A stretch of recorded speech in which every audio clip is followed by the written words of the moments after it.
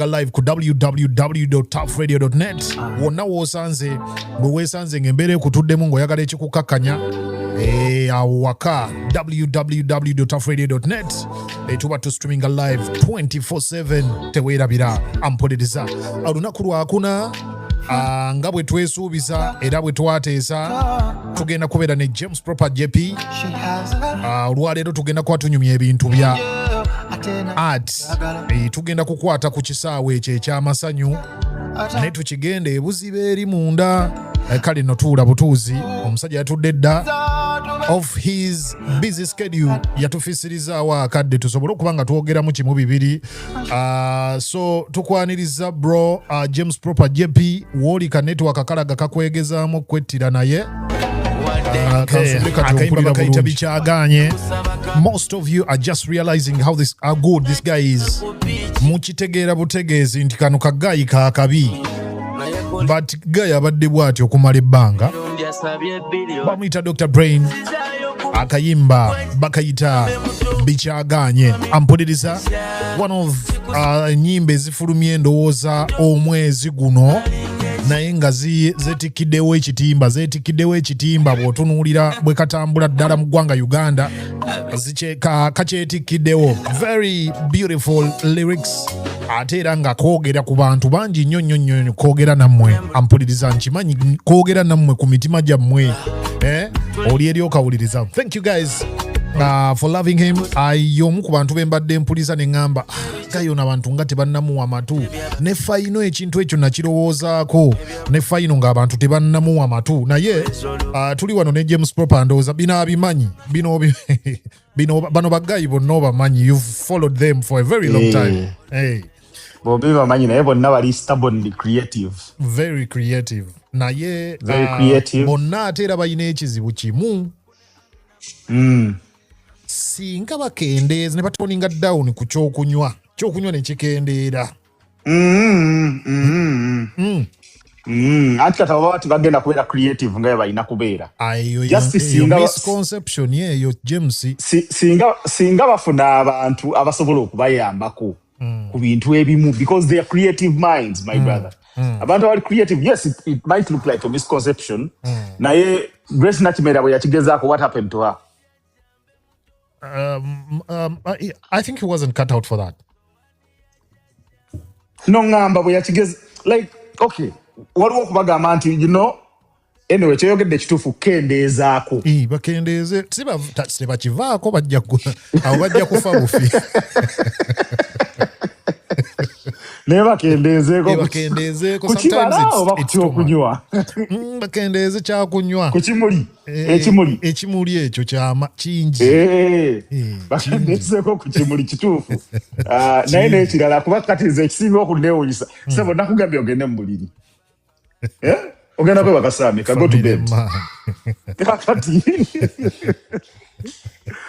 ono muntu ali kakati lumu naye njogerako ne final yo ku nsonga za copyright wa music worm ne mubuulira bulungi kyalina okukola epaka to Z waayita essaawa 24 omwana nga ali mu kamera neŋŋamba kikino kye ekigenda mu maaso so kamera yemubye wali omuganye kamera saagi muganda naye nali mubulidde byalina okukola nga ndowooza assumed nti bw'abanga amanyi byalina okukola ekya kamera tajja kukiteekamu naye ndowooza nga Trevor Noah bwe yagamba his biggest learning is never assume muntu bw'assuminga ye naye aba alowooza nga bw'alowooza omukulu yagenderawo ku media n'atandika okukuba abasajja ne ng'aba naye fayina abadde atya so naye I'm glad ne fayino yafunayo his moment simanyi oba yagicapitalizingako naye by his standards I think he capitalized on it I think he's a better person now he did he's a better generally person. He's a better person simanyi ani yambuulira oba kikyambuulirira but the last time I found him ng'omulabira ddala he's a better person trying to be a better version of himself lwakuba yalemeramu era akakaba creative akwe wabawo ekintu ekibakwata ekibagaana okukola ssente mu talenti zaabwe kyomugafayina okola ABCD n'akola ebirala n'abyerabira n'abivaako n'atadda namu kinoonyaako yadde naye emabega kawo simanyi oba wamugobererako like before his songs Cheche n'endala eziri emabega awo waliwo ne ka reggae song kali forgetting the reggae song waliwo ka reggae ke yasooka okuba nga tannaleeta Cheche ka trendinga nnyo yavaayo n'ayogerako ku tekinologi wa industry baamukwatamu awo ojjukira we yamenyekera amagulu n'afuna double fractures mu magulu nanga ayogera nti tekinologi ali mu ndongo awo abaana bamutigenya era namusangako ko naŋŋamba ye bw'afuna smartphone tasobola kubeera nayo nnaku bbiri and I think that was the problem because twali tugezaako kulaba ngeri gyayinza kutereezaamu bintu bye ebya music ku side emu naye ngeri gy'oyinza omukwasaganya ngeri gye sibaawo manetaaga omuntu ng'ali ku WhatsApp naye nanga muganda wange simu ya WhatsApp buli gyafuna nnaku ezi abasajja bali baagala mulemya kibuga naye ng'agamba ate abamu yabafuula waayo bali eyo waggulu mu kizungu ani oyo yayagala okulemesa banne Kampala so omu bali bangi bangi kaguruupu nze bulijjo mmanyi omu ayi kaguruupu kamwesimbamu like singa simanyi oba wayogerako ne skills on the beat nga saafuna mukisa saafuna mukisa ogwo kati skills naye nga yafa agamba omuntu oyo omu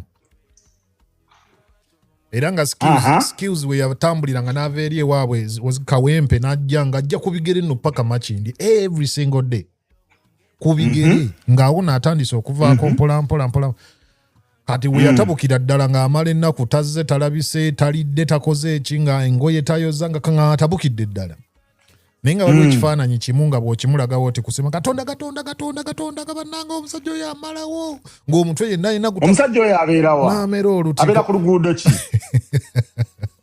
yavaayo Makindi yali mu kizungu eyo naye yavaayo kati yaddawa ali sayidi eno nga Linux gyali eyo sayidi eyo kolera ensi Linux yavaayo esayidi ze Ntinda nadde n'akomawo sayidi ze Makindi wansi eyo sikyo yakomawo Makindi nze nasemba mumanyira yakomawo okusala amalodi oba yali sayidi ze Ntinda eyo yes kati sayidi eyo wali abakolera eyo olugezigezi lwabwe naye naye nze mu kizungu sikyava na mu motoka yange nga ŋŋenzeeyo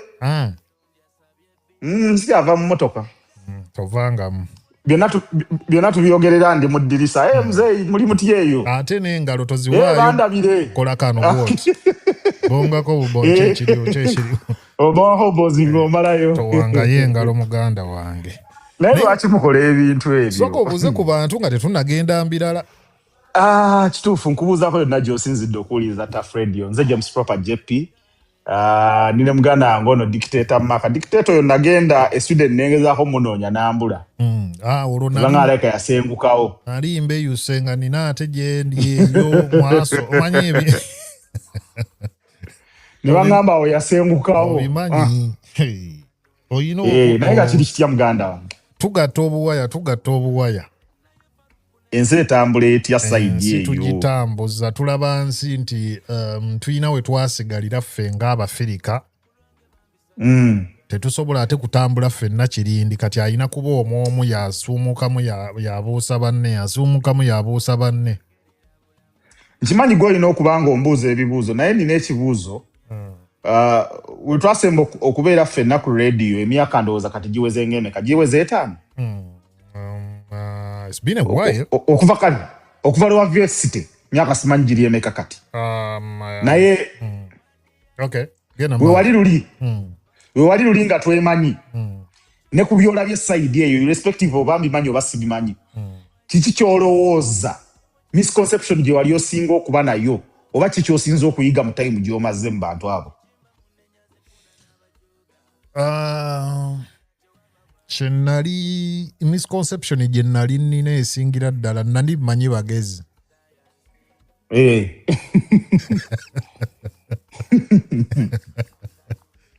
naye kumbe si bagezi wabula balina systems mwe bakolera ebintu byabwe. They are set. They do things by the book. Ffe tuyina eno enkola eyogamba and let me think outside the box. Nti there are many formulas zoyinza oyitamu okwachivinga one thing. But for them, they do things by the book. So it is either like this or no. It's either like this. Kati bw'omuggyako that one way. Oba disable inze.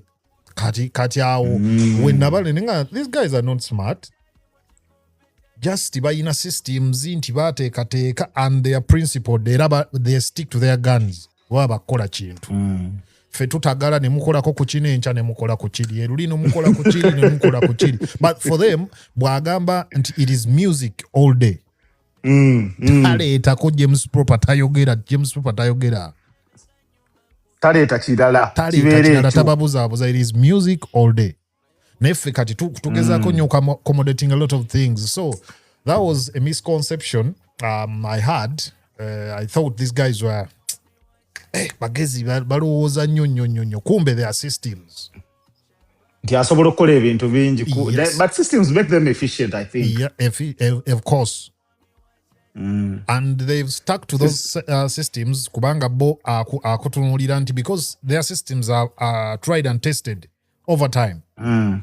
Nti akutuna nagamba James Proper guno omulimu ogenda gukolera essaawa 4. So the moment you take 4.5 hours, toli efficient kimala. Toli efficient. Baba agupimanga gugwa mu ssaawa 3 n'eddakiika 3. Nnyini nga kuliko ne break eyo. Nga bakuwaddemu ne bonus. Webale. Kati the moment you do manyambu nze nemedde ku mulimu bina bye tubeere Uganda musobola kunyuka nga boss waali nga time yange etuuse oba obijjukira ebyo ebintu. Mboleko otya boss mu office. Oleko otya boss mu office n'omulinda paka saa 2 za kiro. Webale nnyo kiraga oli inefficient. Tosobola kukola bintu mbudde. Omanyi company gye nkolera y'Abaswidi naye batuwa ekintu kimu batuwa kye bayita freedom, like you can work from anywhere.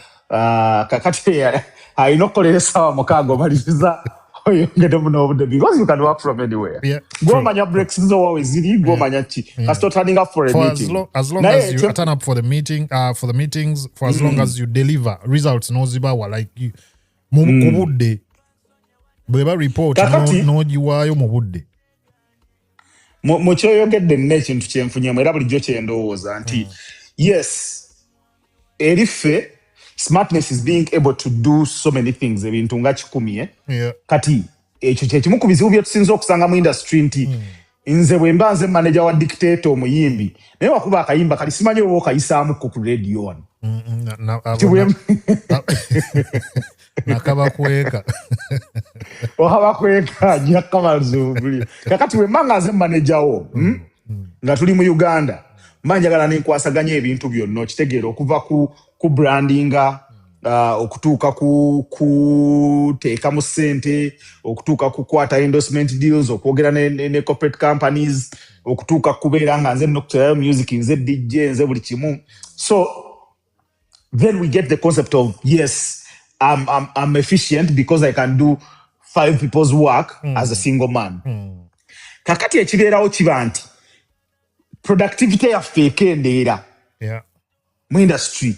Nti era ogenda okutunuulira nti Jeff alina avapiece bali badde b'amaanyi nnyo naye ogenda okwesanga nga ebisinga obungi kati n'oyo ya decentralizing ayinako bamuyita batya musajja affe ono yasomanga ne kasuku Brady Kenny abalina bye bakwasaganya. In fact example nkyamu tunuulira Swangs. Swangs eyina kati ekyo nti omuntu omu abeera ng'alina omulimu gwakola ki buli omu baamuwa ogugwe. Naye osanga manager nga ye manager muganda wange selector reason ewa kamiliyoni.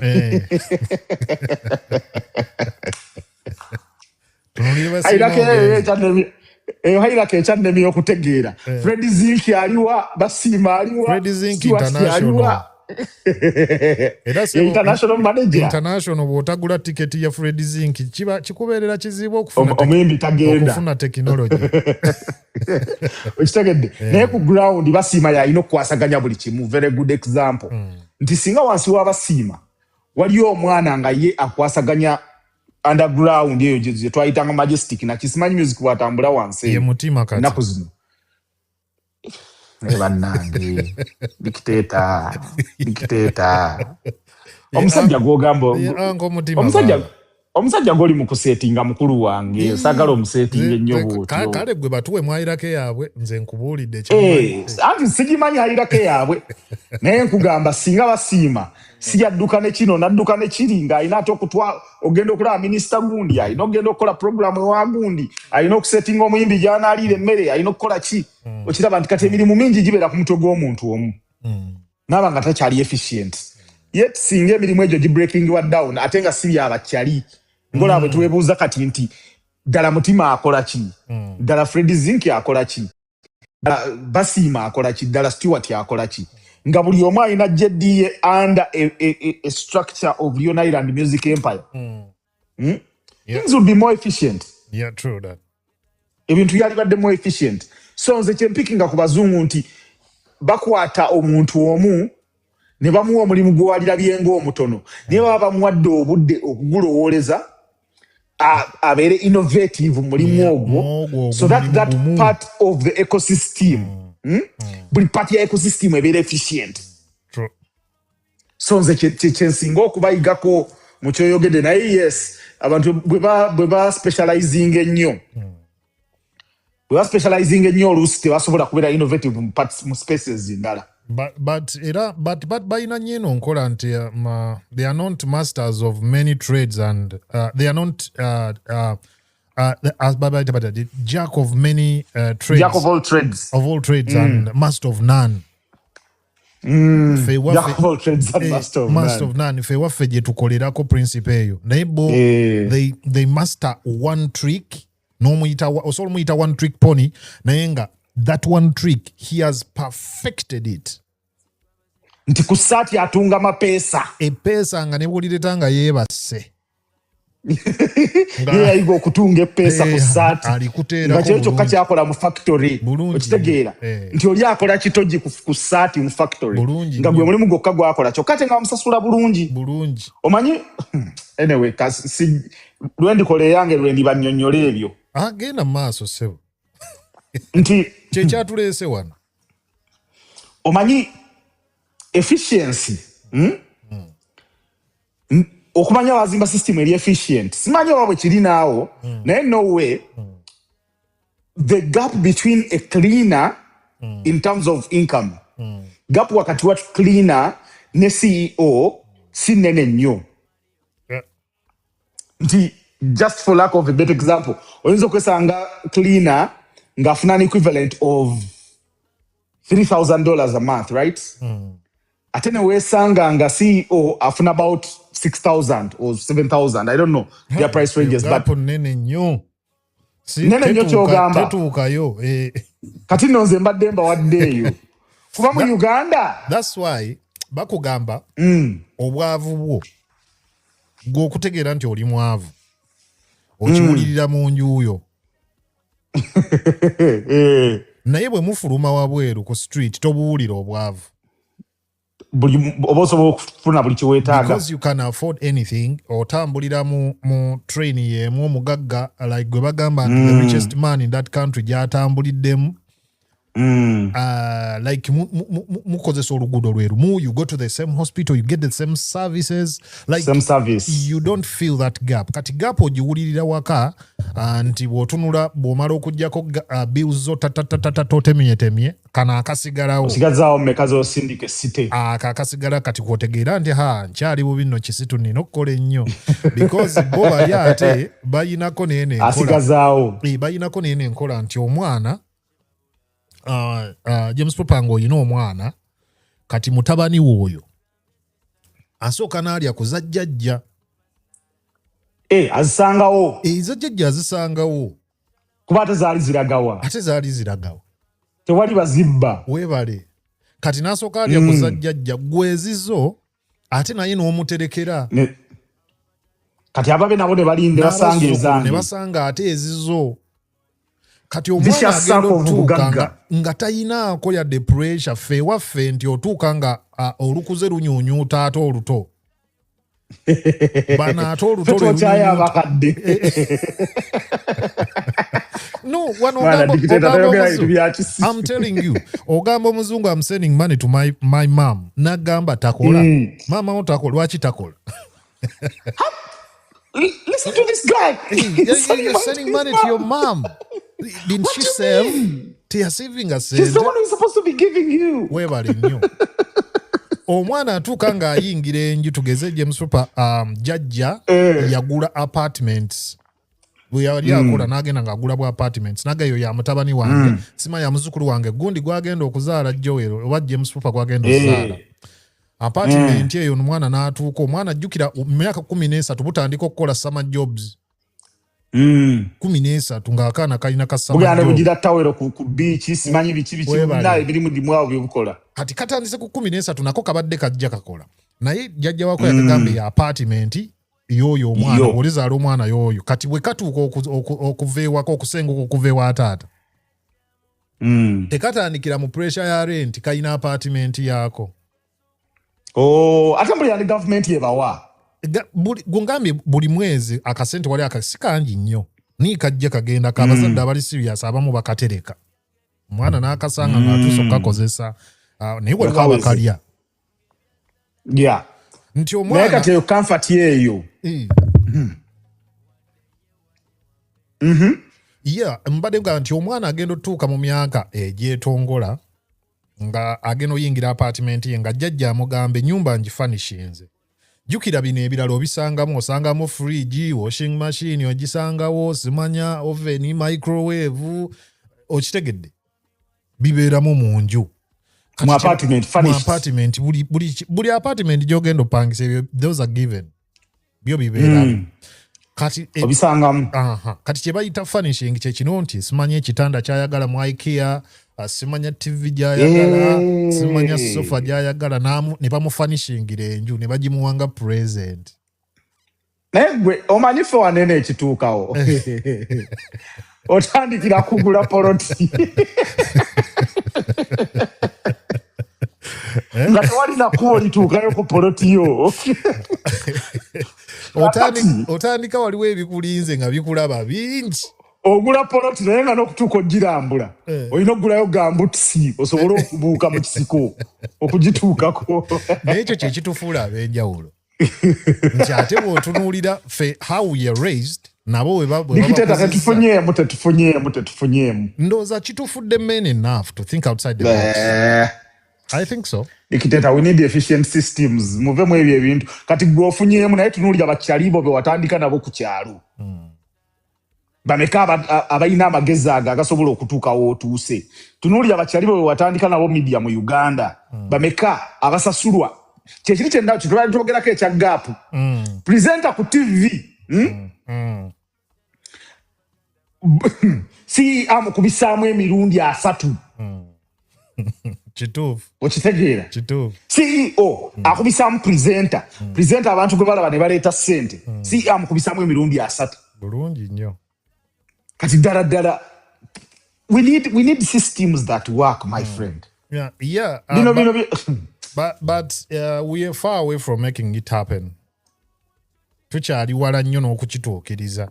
Nti otuuka kati n'ogenda kati nga gwe okola ne Spotify. Nti ku parking yo ogenda opakinga ng'emmotoka gy'opaakinze nga kale eri omwaka gumu wansi w'eya CEO naye ng'apaakinze next to you. Giparking e Uganda waliwo system ya open office. Nti kakati nze gwenkolera MD owa Africa nange tusobola okwetuulako ku next desk. Okitegeera? Naye ng'ate mu nsendala designations. Mweyawulira wali mu nsawo wayogedde ne wano mu kutuula. Oteekaho n'olulima lwa Uganda n'abuuza, is that guy from Uganda? Okay, nice. Nagaa kati bano bafala bakyakuba ebidongodongo ebitategeerekeka. Okitegeera? But bateekawo system eyo nti n'okufuna inspiration. Bwe mba ntula ne MD wange wali oba nga tula ffenna ku floor kinyangwira walking up to them abasala n'omukubayo akagambo najja nakuwayo that moment ne munyumyamu naye mu Uganda si oba mukwekeri in fact abamu abeera ne flow ye waliwo yangambye wamu waliwo gye nagenda waliwo gye mmanyi ayina ssebo ne red carpet egendayo mu office ya emu bosi wo ewamu mu Uganda wano kati wobeera nga waliwo CEO waliwo abaddako ba managers kati wobeera ne manager katugeze level 3 manager kati gwe level 4 manager tokkirizibwa kutuuka ku floor ya level 1 manager eri waggulu tokkirizibwa kibeera punishable by your boss wadde onoonyaayo ki wadde onoonyaayo ekirala James olunkulu olwo wano okusanga omuntu omugamba Mr. James. Good morning, Mr. James. Akubuuza what the F is wrong with you? Lwaki omuyita Mr. Lwaki omuteekako Mr. Ayagala muyita James. Olina kwogera first name. Ogamba atya James. Good morning. Oyo nno boss top. Oyo nno kagujja oli nyennyini. Top eri abasembayo waggulu. Naye kati muyite osoma Walusimbi ewaffe Uganda mugaye Walusimbi wasuza otya. Oba olugulidde ku pata. Omwana nampita Walusimbi. Umuza gwani. Omwana nampita Walusimbi. Abaana tebakyawo bantu bakulu kitiibwa. Kati wali n'ogendako ng'eyo ku UBC. Mr. n'afuuka Mr. Nomala ogenda ku UBC eyo Mr. alinga Mr. Mwami Gundi. Kozi wakolerako mba Mwami Gundi. Bulungi nnyo. Simanya Mwami Gundi, simanya ate ow'ekitiibwa Gundi. Ow'ekitiibwa, omukungu Gundi. Ate kati geza omuyite ekitiibwa ekikyamu. Awo nawo oba oleeseewo obuzibu. Lindako mulimu abaami, mulimu ab'ekitiibwa. Mulimu nabaki abalala. Waliwo n'omukazi nga naye mwami. Ssebo. Nga naye mwami. Mituba esatu simanyi mituba esatu. Ye ssebo n'abambejja babayita bambejja. Tuveeyo eyo. Tuveeyo wabula bayinza okuŋŋaana okugenda okukyalako ku shoya kyali wange. Oh God. Kale, James, first things first. Oli mukola ni one of the biggest companies. I think it's one of the biggest companies ezitambuza music. It is yambya abantu okufuuka kye baagala regardless of who you are or where you are. It depends on your strategy, how you've laid your strategies and all that. Yeah. Spotify. How are we faring on the African market? The world market, on the African market as Ugandans, or based on that platform?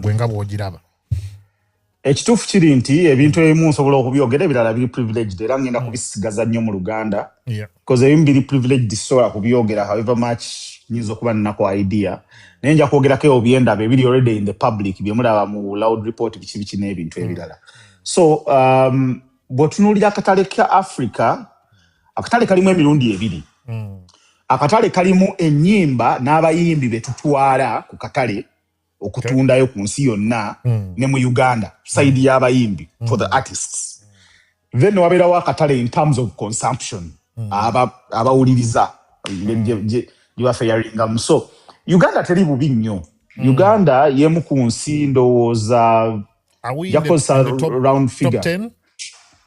Yeah, top 10 mu Africa mwetuli top 10 mwetuli in terms of consumption not mwetuli mu top 10 ne mu top 5, maybe not top 5.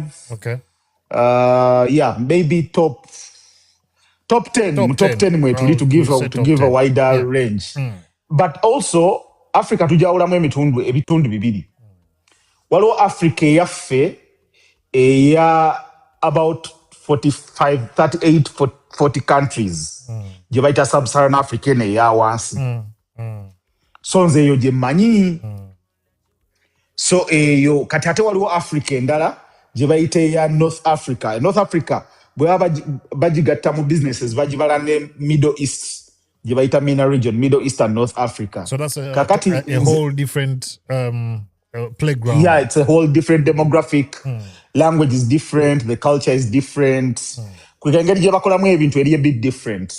then wabera eno Africa yaffe ya wanse y'abaddugavu era ne bakujja wano ne bakusula Cote d'Ivoire ne bakujja e Kampala ewa Kiseka ne bakusula mu Kiseka wa Cote d'Ivoire oyinza okutwala eddakiika 5 nga tonnaka kasanti oli wafulumye Uganda mpozi okujjako oli mu participiriza njawulo fenna tufaanagana ebintu bifaanagana obulamu bufaanagana so kati eyo gye njogerako erina ensinga I think between 38 and 40 Uganda mweri mu top 10 of those mu both ku bantu engeri gye bagezezzaako welcoming streaming services then also ne ba artists betuteekayo ku katale k'ensi yonna because era ebiseera ebisinga otunuulira market sales ezisinga nga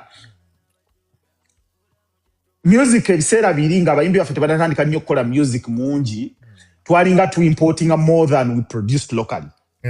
Nti tunuulira market ya Uganda 1970s twali tuimportinga aba South Africa ne mu 1980s aba South Africa abakonga abachi okusinga for music twali producing locally. So then local production ne overtaking foreign imports at a certain point maybe mu early 2000s ne tubeeranga producing mungi kati kitegeeza ne technology ng'agenda akyuka because luli bali bajja n'amayinja ne baleeta tape ne baleeta CD ne baleeta biki kati as time goes on ne consumption egenda ekyuka kati okutuuka ku level gye tuliko leero as YouTube, Spotify nachi era kigendo ekidrivinga oba ekisobola okukuza market sezo ye music ali local. Lwaki ndese ensonga eyo nti abantu bayinza okulugamba nti ngamba nti Uganda eri mu top 10 both in terms of the artists that we're producing ne ba consumers. Consumption. Yeah, it's the consumption. So it's driving a consumption ennaku zino ye local production, domestic production.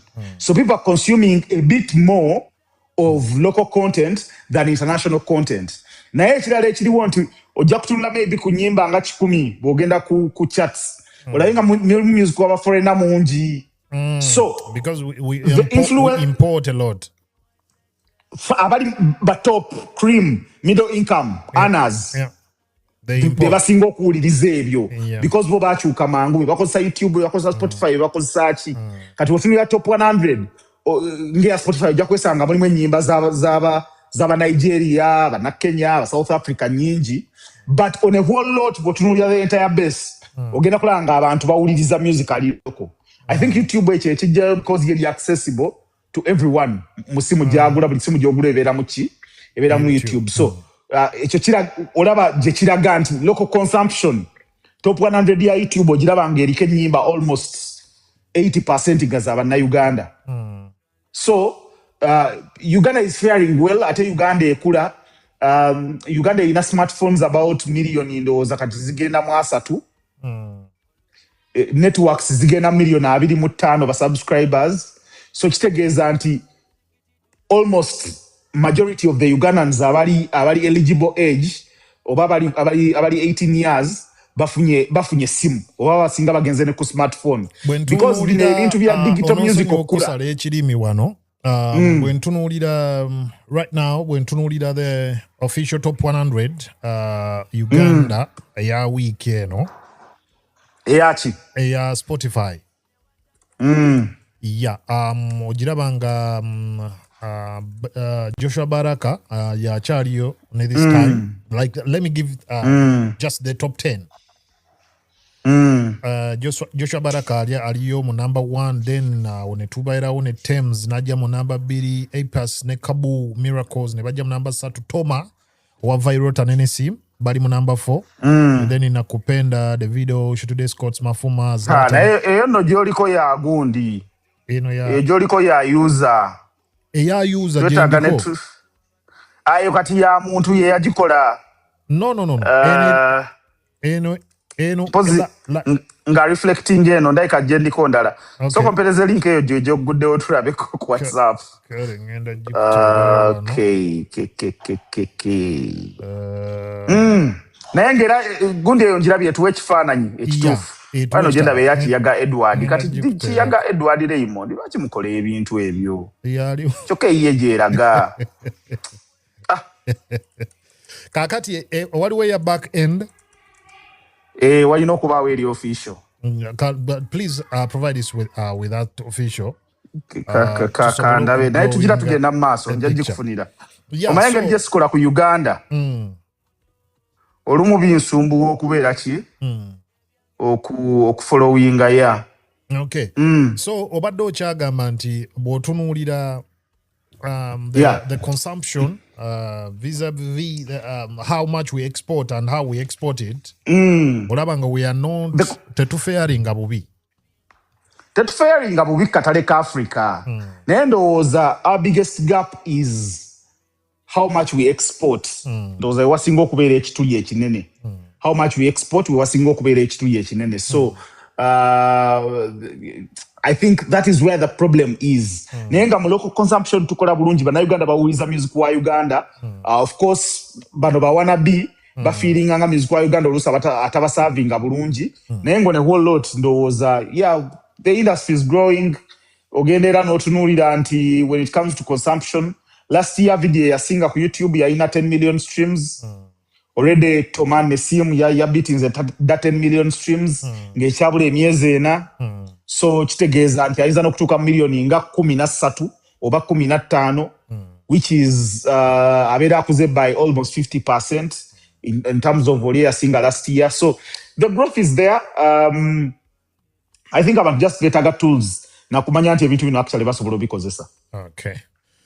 Kale, atuwuliriza njagala okubuuza oba wali have you ever wondered nti oluyimba nga luyina million streams lusobola okuba nga lukolera omuyimbi more than 10 million streams luyinza okuba nga lukolera omuyimbi akasente nga katini nnyo ne weebuuza ate akikoza atya ng'omuntu wa miliyoni 3 atasobola okuba nga afuna ekisingawo wano. So it's not because the artist is not great, it is because the business side yali completely neglected. Simanyi oba ndi mutuufu James Proper? Oli mutuufu. So ennyimba zonna zirivinga platforms zezimu nti oli buli omu ateeka ennyimba ze ku YouTube kakati pricing for example YouTube eyo singa obeera ogikozesa nga oli mu Uganda buli kiseera bakuleetera akalanga kagamba try premium for 1 month free. Try 1 month. Nabakozesa Spotify bagifuna try 1 month free. Oba Spotify premium is better, you don't skip biti obulango obwo obufuna. Kakati ffe nga ffe abatalina culture ya subscription mu nsi zaffe ekitegeeza abantu abasinga bakozesa platforms ezo ku bwereere. Kati bakoza platforms kuweerere bafuna obulango baba bimingira obulango. Obulango obwe buvaako ssente zisasula abayimbi. Kati ate n'otunuulira market endala ziri enkulu nga bw'ogamba nti Sweden, Norway, Switzerland, US naki. Ate yo ne weesanga nga almost abantu ebitundu 80 ku 100 already basubscribing basasula buli mwezi okuwuliriza music. Kakati omuntu alina million streams nga ziva Sweden. Oba tolina bw'omwegezaamu nga ye abantu 80 ku 100 basasula. Gwe wa Uganda nga abantu bitundu 10 ku 100 basasula. So ensonga lwaki bw'ojja kukola 10 million streams ogenda kukola 10 million streams mu Uganda naye 10 million streams ezo zireme kutuuka muntu we Sweden akoze just 1 million streams. So olw'ensonga nti abeeri basasula. Where those views and streams come from also matter. Si kubanga oyina streams zo milioni 5 nga ziva South Sudan amanya oyina bidi ezive Burundi like you will not oba togenda kukifunamu. So that takes us back to the marketing part of the business.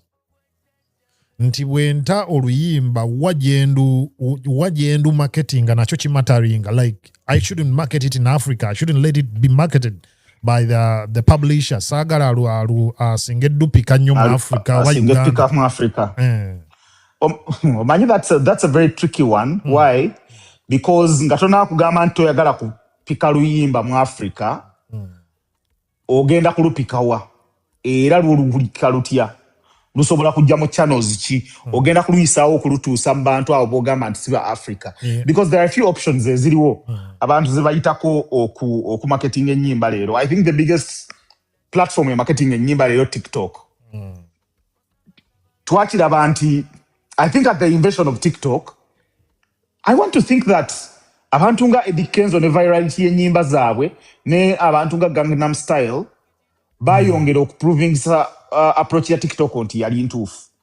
Okiraba era ne bajongeramu amaanyi ogipika okufuuka kye yafuuka nti why ebiseera ebyo virality yali epushing ennyimba ku YouTube ne zifuuka z'amaanyi kati leero okupushing oluyimba okubeera viral olina lupushinga ku TikTok. Nti bo bakijjana mu kiri ekya YouTube nti wawulaba nga oluyimba dakika 3 n'olumalayo kati osobola okulaako just seconds 3 but how you package that content matters. Kati engeri gy'opackagingamu content oyo alina okuba nga bw'anaatuuka mu butale obwo gy'oyagala bamulabe nga banaasobola okutegeera kyogezaako okutegeeza.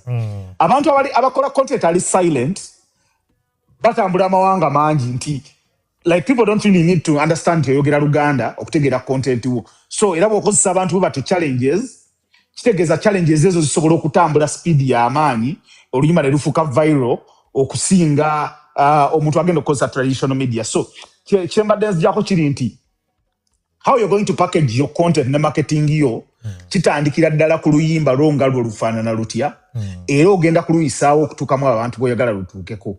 Ng'era ndowooza nti TikTok is the best platform right now when it comes to marketing music okusobola okutuukamu audiences oba oliawo omuntu ze yali badde tasobola kutuukamu luli naye virality temala. Virality okubeatinga algorithm okugibeatinga that's also another trick. Because virality kyekola econvertingira abantu ne bajja ku streaming ne bastreaminga music yoyo. Okiraba so akati bwe batandika okustreaminga otandika okufuna algorithm etandika okukulaba nti you are bringing in new customers, right? Like people are searching your song, actively searching your song. Kati if many people in Sweden or if many people in Denmark are searching oluyimba lwe bayita Mutwe by Dictator Mark, kitegeeza algorithm egenda kulusikayo etandika okuluwa abantu before they even search. Okulusuggestinga. Before they even search. Oba si kyo at the strike of the first 3 letters nti olina awandika erinnya Mutwe awandikako MUT ne ruteeka wali kusa nebeera ng'emuleetera the result directly. Okiraba so that is how people beat algorithms okusobola okubeera nga bayingira mu market sales endala. Kyakubi ku kigambo ky'okubeatinga algorithm nno kinene. Because that's also another ball game. That's also another challenge because we want to be there, we want to be visible, we want to sell, we want to market whatever we have. But beating that algorithm is also another trick. How do we do that? So what we Nigeria chebakola, they released the snippet of the audio 2 weeks before the main song drops. So commercializing it. Yes, so abantu nababeera nga bakola challenges nyinyo, but then people anticipate, we want to listen to this song. I think it's the same trick Joshua Baraka did with this Yo-Yo song. Yes, yakikozesa ku wrong places. So okay. They sample, basamplinga oluyimba 2 weeks before nga terunaba kufuluma. That is pre-selling. Mu pre-selling yomo bajja ne ku streaming services ne bakola kye bayita pre-saving. Okay. So people pre-save the song so that on the day the song drops they get a notification to you are pre-saving alufulumye. Kajja akafunirawo ka notification. Kajja, yes. The song is out. Kati bwe bafuna notification the song is out and they actually stream the song. Algorithm are picking anti so many nodes are streaming this song. Mu Seno, oba Kenya, oba Tanzania, oba Uganda, then automatically itandika okulupushinga mu weekly releases zo. Okiraba release radio gwenga fan notandika okuziraba. Naye nga when it comes to if I don't really support people using virality okupushinga music wabwe. I prefer people having solid concrete release plans nga virality mweri nenga n'ebintu ebirala mwebiri nti okubeera ne ba TikTok abaakabi well and good bagenda kikola, but who is your distributor? What can they add to the table?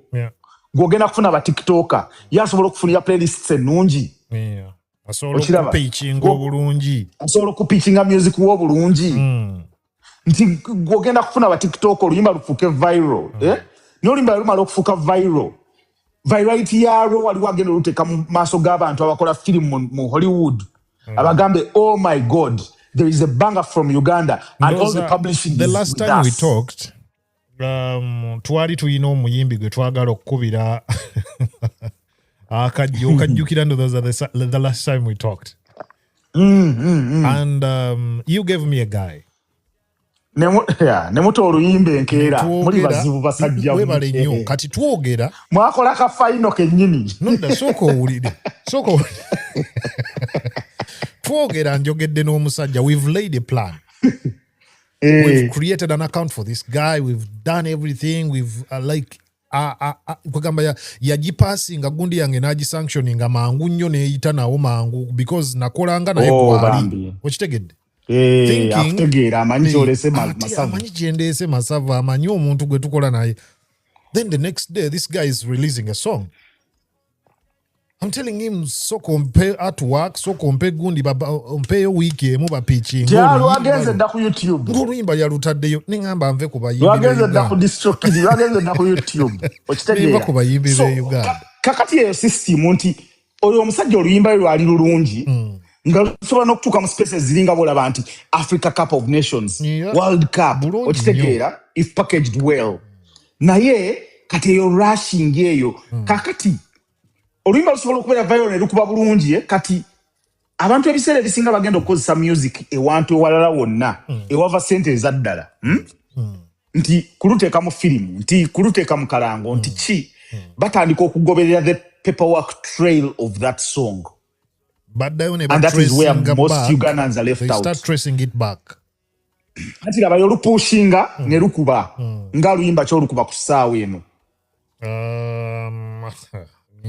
nga ng'oluyimba lwa Dr. Brain olukuba olwo okay yeah mbadde manyi onoonya ku international no ngamba waneno locally nti lukubye is doing good katugeze bikyaganye lukubye Africa yonna banaye Africa yonna eyimba bikyaganye kakati omwenge nga Mattel oba Red Label ndoza Red Label fena tumumanyi ne ba pickinga interest mu luyimba olwo nti bagala lukozesa mu kalango because virality ye kuyisizaawo era ne buno obusente obufuna YouTube na kina but you see that money can never be enough for a star but Bobby Wine kyabafula abenjawulo bafunako diru za MTN za milioni 3 ezijja olumu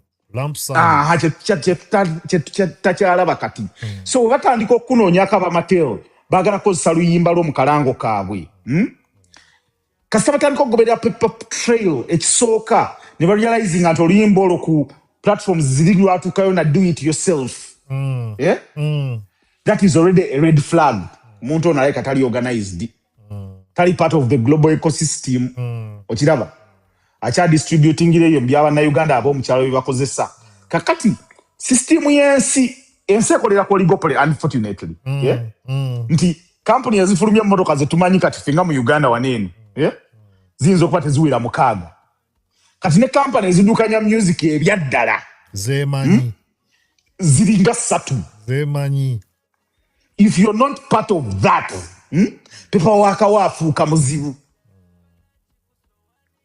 kati on top of that olumu bayinza okugamba oluyimba lwakubye nnyo banaye lwerokko olujja mu kalango kano mumunoonyi ne batandika okukunoonya bakuweereza message ku Instagram toziddamu bakuweereza message ku WhatsApp toziddamu bakuweereza message ku email toziddamu okiraba kati that is where abayimbi baffe abasinga bwe baluzingira kati kyalibadde kirungi omwana atandika leero tandika ne lebo egenda okuyambako okuteeka music in a straight line nti singa babeera bakunoonyeza waliwo omuntu gwe basobola okuweereza email ng'ali sober minded yenkyagenda keera agambe Peter ali ku ground nti Peter tunoonya dictator Mark aliwa okitegeera naye kakati wano abasajja basoma ku music ku YouTube bamusoma ku Spotify alaga wamuyisa mu companies zino lwakubasagala munaye kwogera manya ga companies ezo business z'abantu so wamuyisa mu companies zino ba distributors abasinga tubamanyi babatuuseeko babawadde email eri ku fayiro yo okitegeera ne email bagisindikako emails togiddamu naye ate singa badde ne distributor omulungi ye business bwe yalizze baali kunoonyeza paka ekinnawattaka gy'osula so kakati nga tonnaba kuteekamu nnyo maanyi kola challenges yes sente zijja kudda. I think one RPM is doing that, exactly that, on the African. They're doing that on the African market. I think buli distributor wobanga okola waliwo kyali wange bamita Y2 one. Y2 todi mumanyi mujjukire yali mu Big Daddy T-Assets. Bw'oba tonna distributing kozesa 1 RPM. There is the company called 1 RPM. Is very good distributor.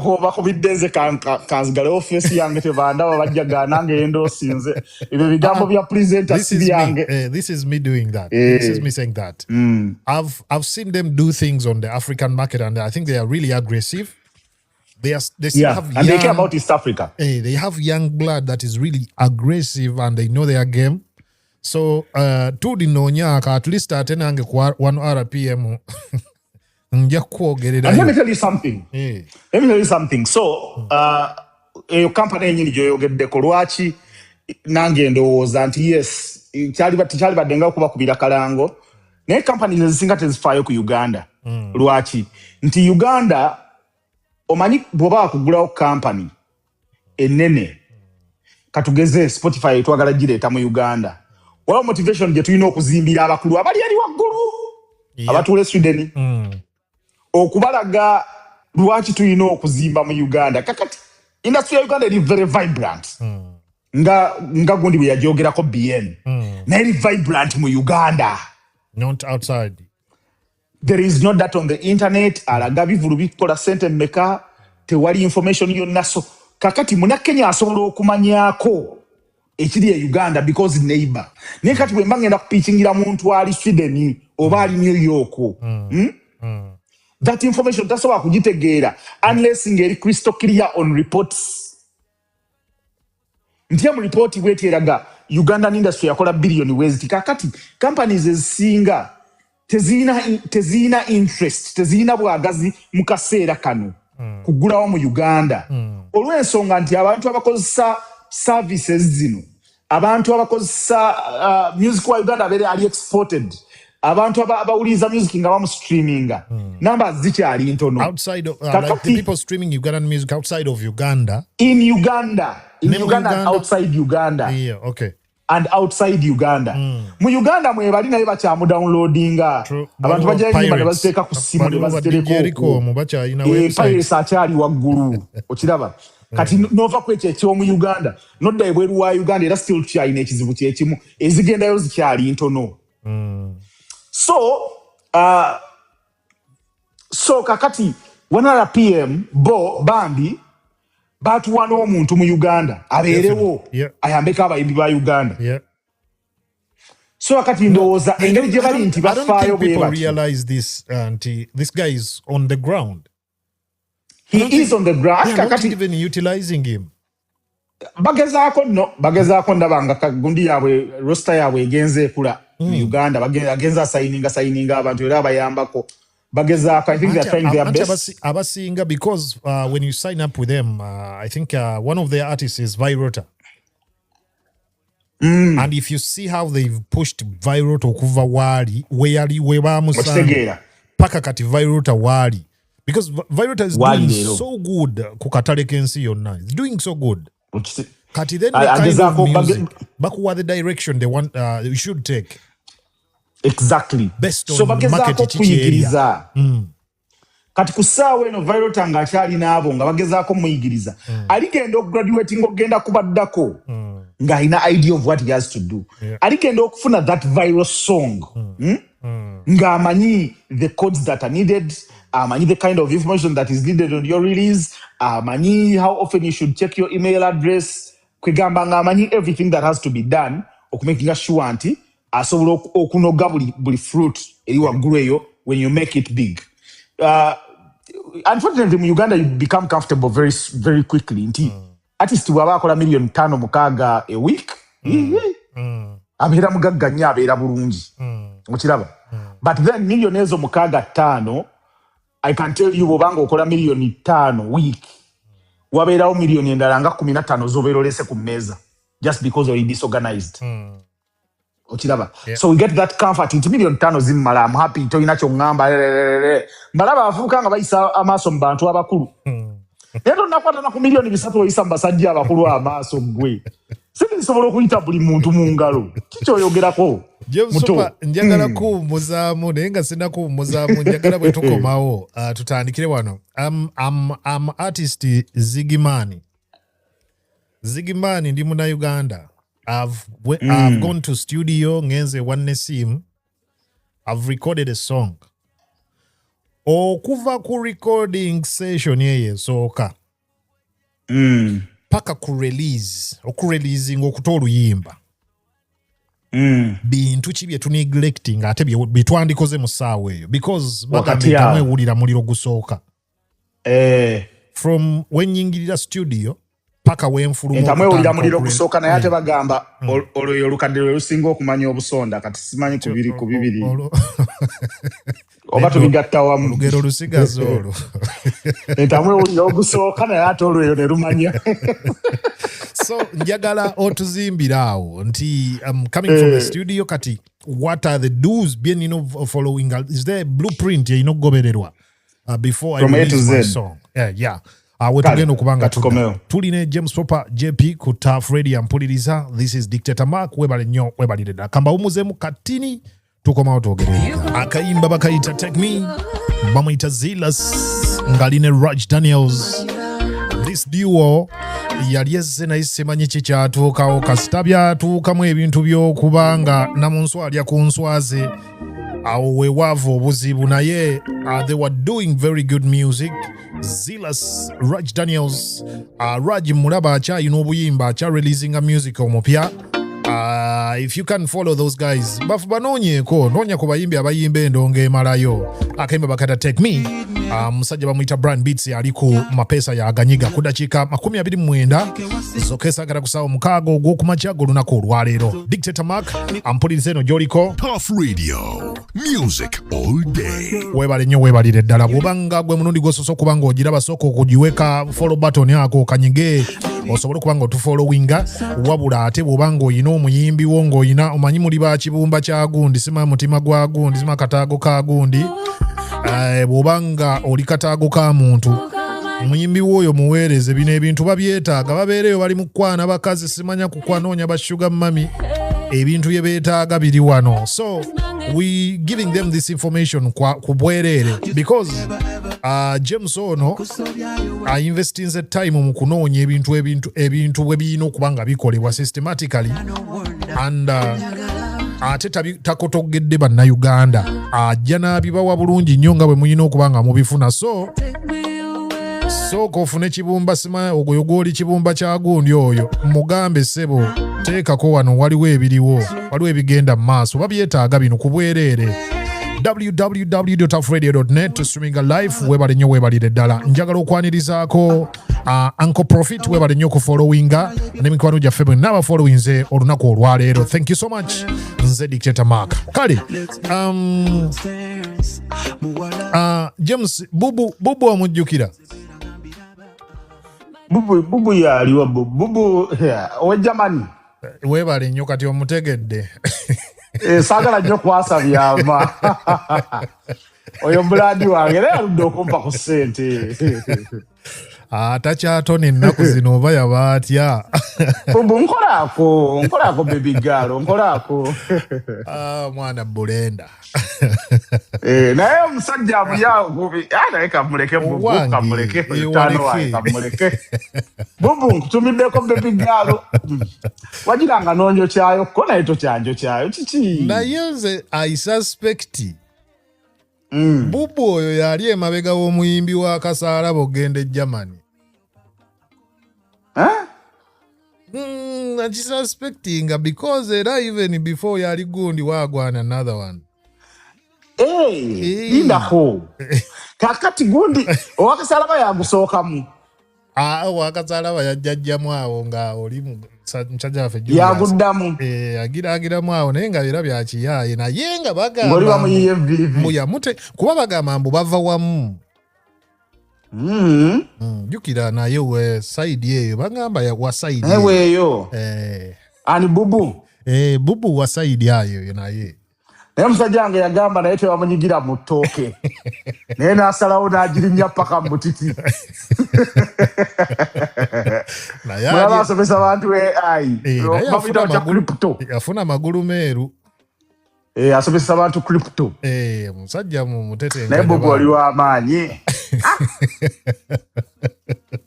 bubu nange nkolako nange Uganda nange njikooye Uganda nange njikoye bubu yali nkozeeko yogera naye bulungi ebintu abikolanga ate kuva dda wali nkozeeko nondeete Germany awo kuva dda nga kawala kato bwe kati naye nga kabikola ssebo naye kaali kagezigezi kaali kajagojago amagezi gaba ga mitwe simigejjo kwe bali abanene naye nga tebalina kiddako tebalina mulamwa bubu tukutumiddeko nnyo weebale nnyo weebale emirimu gyotusaako bubu maanyi kale James Paul tugendedde okuwumulamu nga nkubuza nti okuva ku ntambudde ngenze wa producer ani yenna gwenfunyaawo kati oluyimba ogenda lukola lwekka oba luliko omuyimbi omulala tugeze tusooke nga ndinzekka tukole nga kuliko omuyimbi omulala kuba ate awo nawo ndabyewo obuzibu lwaki nti bw'obeera wekka biba byangu kuba oba wekka nimwe okubaako omulala waliwo step ya paperwork endala ey'enyigawaawo kaakati tukole bwe tuti Faino awandiise n'atuwandiikira abayimbi tuli babiri abayimbi muli babiri oluyimba ani aleese idea oluyimba wekyo nakyo kikulu katugeze nze Rwagajjento gwe idea iyo si Rebel Songs Avenue wabula gwe nga gwe nze Rwagajjento ngenze nensinkana omuyimbi tugambani Rasta P nensinkana Rasta P nemugamba kakati Rasta P tugende ewa Faino atuyize akayimba akole best boy akube tugenze bwe tuti tugenze wa best boy nga tetulina luyimba naita Faino nze ne tuyita Faino ne tunga ajawandiikire mutusanzeyo beat ennungi best boy gye yakoze naye nga ekirowoozo kyabadde kikyo gwe nga Rwagajjento nze ngambye nti Jento P ajateekemu naye Ray P ajateekemu tukoze amanya nga tunajjukira tukoze abatali bayimbi nga tunagajjukira dagala asine Ray P kale omuyimbi Dagalasi lwanga nze Dagalasi Dagalasi limu kale tukozeeko limu Dagalasi then ngenze wa best boy toina nensangayo Munakyagwe omuyimbi bamuyita Munakyagwe kati ne tutuuke wa best boy nensanga Munakyagwe vibe nekwata awo tusanze best boy akoze track naye ogenze ne program wa best boy nze ngenze kukola naye nsanze track waliwo best boy ankubiddemu ku tracks zaalinaawo n'ogisiima nenjisiima kati ne tugamba lwaki tetukubira Faino najja n'ateekamu kyataddemu kati Faino bw'amala okuwandiika best boy n'akuba ne tuweerezaako Anel Tunes akole ki amastaringe kitegedde kati sinaari eyo ogitegedde nze Dagalasi ngenze wa best boy nsanzeyo omuyimbi Munakyagwe ne tukola oluyimba ne tuyita Faino awandiika ebigambo Faino ateekemu ebigambo ebimu olide mba mwawandiise dda si bwe kiri kuba mugenda omuyita nga mutereezaamu oba byabalema mmwe ne mumufuna n'akola buli kimu tuba tutereeza aba atereeza waliwo ebiriwo weebale nnyo kakati mu sinaari eno Douglas eyafuna ekirowoozo ye nannyini luyimba gye bayita master olugenda ku YouTube olugenda ku ku face olugenda ku Spotify Yeah. lwe bakuba mu kirabu yena nyini master basically yena nyini bantu kye bawulira kakati awo wansi tutandika okugenda nti producer ye best boy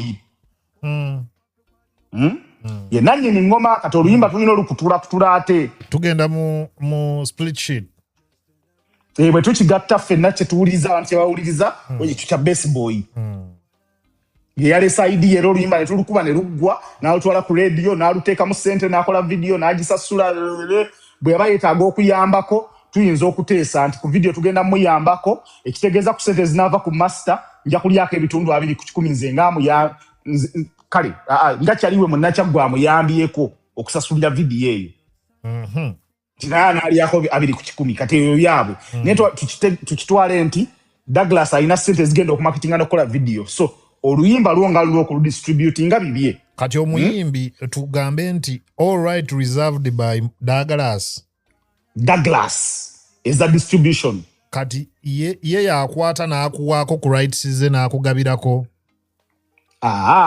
okay. kakati ekyo yatwala ku YouTube yatwala ku Spotify yatwala wa naye kakati ye bw'atwala ku Spotify naki Spotify ina akasente keekwata anti wulira ina akasente keekwata kabanga 15% nti wewegenda musasula kakadde ku streaming na biki ejjako 15% ne giba 85 niwasigalawo 15 15 ezo Douglas naye tazikwatako because za publishing okay.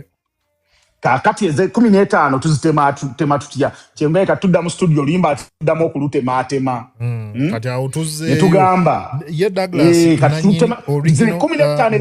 vision bearer ye agyeko akake ka 85% naye waali kuba naye yawandiika kuba waŋŋambye mwali mu luwandiise ne kuno ku 15 era kwali kuba yawandiika genda mu maaso si bwe waŋŋambye kolabo nga nzibu waŋŋaye naye yawandiika yalinamu ekigambo kye nga kolabo nzibu nnyo kyova nagambye eri ey'omu ye kale yali tuzimbidde ekifaananyi ekiri basic naye kati bino byonna bye tugendamu simanyi yawandiika yabikola bitya bw'oba wekoledde wekka byonna bivaamu biba bibyo wekka ekyo Andre ndowooza yasinga okuba nakyo ye yakubye eŋŋoma ye yawandiise ye producer yayimbye byonna 10 ku kinnaakyo atwala kakadde atwala kiri 85 ne 15 nagyo n'agitwala kuba yakola omu kakati publishing tutandika okutematema gine 15 nti best boy yakubye eŋŋoma Douglas n'awandiikako ne munnakyaggwe n'awandiikako ne tuleeta ne final naye n'awandiikako fine tuninga kakati ebiseera ebisinga muyinza okusalawo okugamba nti bwe tugeraageranya ebintu bino byonna bye tukoze ku luyimba luno ddala best boy asaana ki nti asaana 40% ku the 15 ku 15 kati 15 efuuka 100% kati yawo math yawo babaka bench amusembere kati 15 gifuuse 10 nako kafuuse kakadde kati katugambe kazeeyo kafuuse kawamu ka 10 katugambe kakadde tugambe kali kakadde ako kakadde ako kemwafunye aka publishing best boy yakuba eŋŋoma tumuwaako mmeka nti 40% emitwalo gyana mwe musalawo nga mmwe because namwe era muba mulaba amaanyi gataddemu ekyo mukisalirawo wa mu studio nga mukola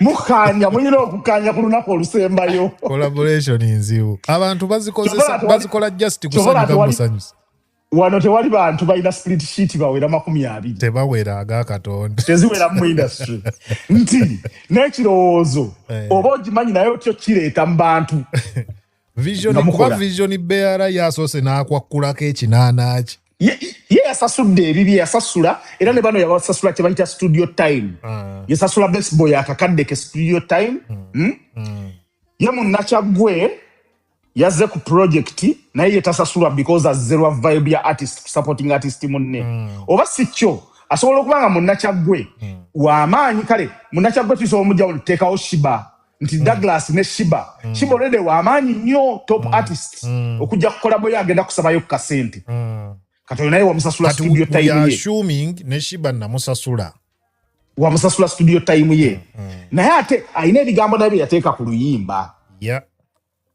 kati tulina 60% esigaddewo entitled to this 15%. 40 tugiwadde yakuba ebivuga ya programming twagambye singa kabadde kakadde kati best boy tumuwaddeko emitwalo ana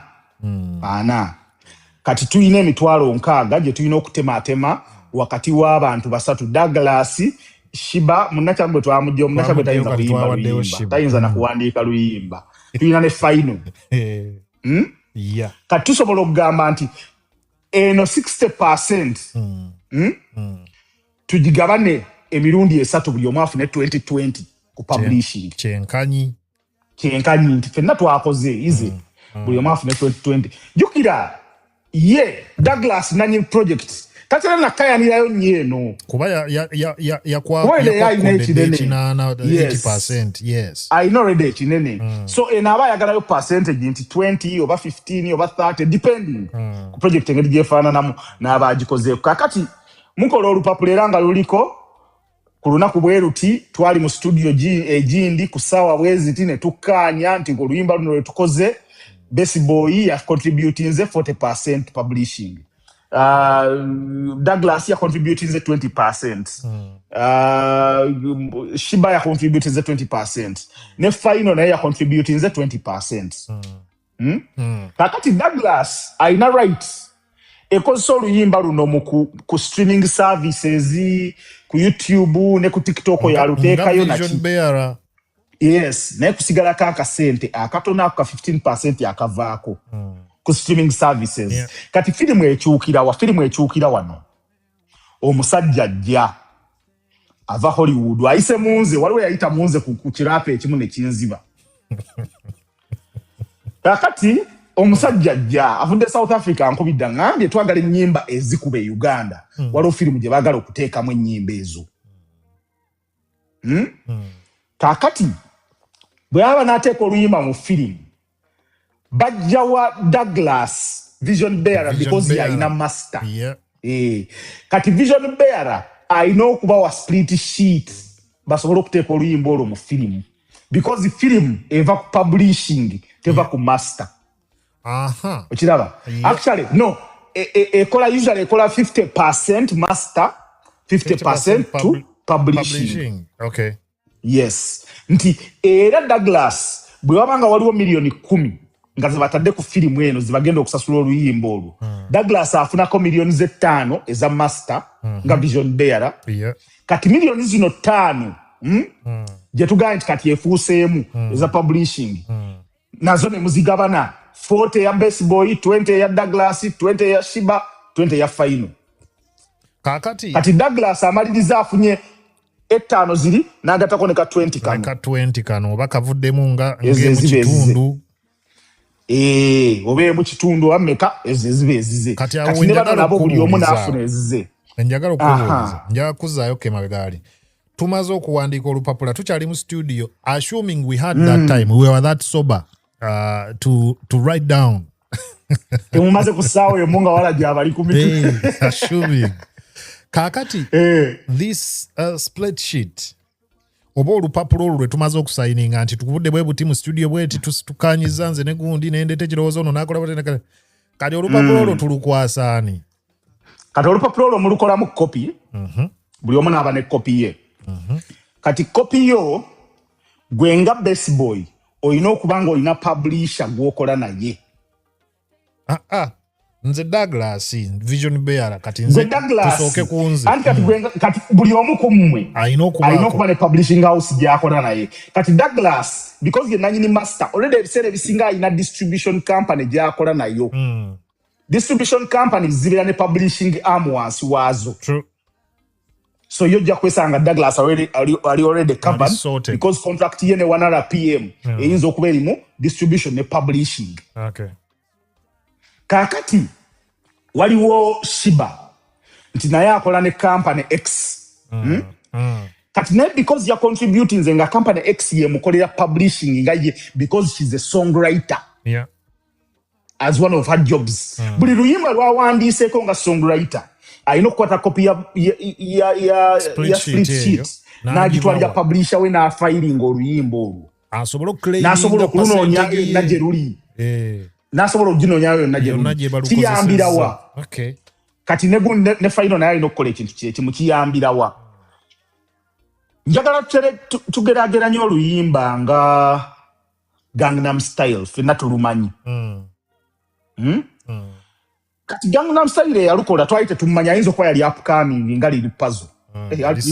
Saaye waabwe yali upcoming. Nga Powerboy w'omulaba saawe eno. Ti Powerboy kyaliwo omulaba akubako ebu milioni 3 kale wayagadde omuwandiikirako ko naye oluyimba okitegeera. By the way mba mukyali awo oluyimba ne lublowing nga ne lukola 1 billion streams ku YouTube. Okitegeera. Kati oluyimba lukola 1 billion streams ku YouTube. 2% yali gyosigaza ku 15 wetandika okumakingira sense. It is 2% of something big. Exactly. Chovala omukazi gwe bayita Nomkebo omu South Africa yayimba mu luyimba lwa Jerusalem. Yamala n'avaayo n'akaayana ye yayimba vibe. Teyafaayo kugenda ku lupapula kukola agenda olaba Jerusalem is blowing up. Ne papula yazikola naye bamukozesa kya oba nga simanyi sagala kukiteeka nti kye bamukozesa yali akola bukozi nga tafuddeeyo ku project kwaliko omugezi nga yuuza. Ye ng'alabye vision gye kiraga kyekiri simanyi oba nkigambye ggwe. Nadde nda clip gye ndaba nga bagamba the best advice you've ever received. Oli n'agamba never assume. You told me wano nga tutandika. Kati ye Nomkebo ya assuming nti this is just another song. Like we've been doing. Kumba akoze global banger. Okitegeera. Kati we mala okufuuka global banger yali badde abanja. Tetugenda wala nnyo wa Nomkebo. Tukomewo e Kampala. Biggest song mu Uganda bagiyita Stiaros. Simanyi oba musajja wange bamuyita ani? Owe Makindye. Bawa. Oba afuna ssente ze. Streams zonna Stiaros zeekoze. Bawa kyovula bayanyiiga taddangamu namukolerayo oluyimba. Okitegedde kati yali amanyi akola another song. Kumbe ali mukola global hits. Yes. So you don't, like you said, you don't never assume. Never assume nti kigenda kukoma Makindye. Because katate TikTok kye yaleese nti omwana waneeno omwana gwolaba nga mukyafu mbisapatu mbiki asobola okufuula oluyimba hit agitegula ate nefuuka global hit nesukka naye we yali alowoozezza. So never assume, make sure split hit yogisayininga. Bw'otagisayininga ng'oba webbye. Kakati kano kankababuulira akalala.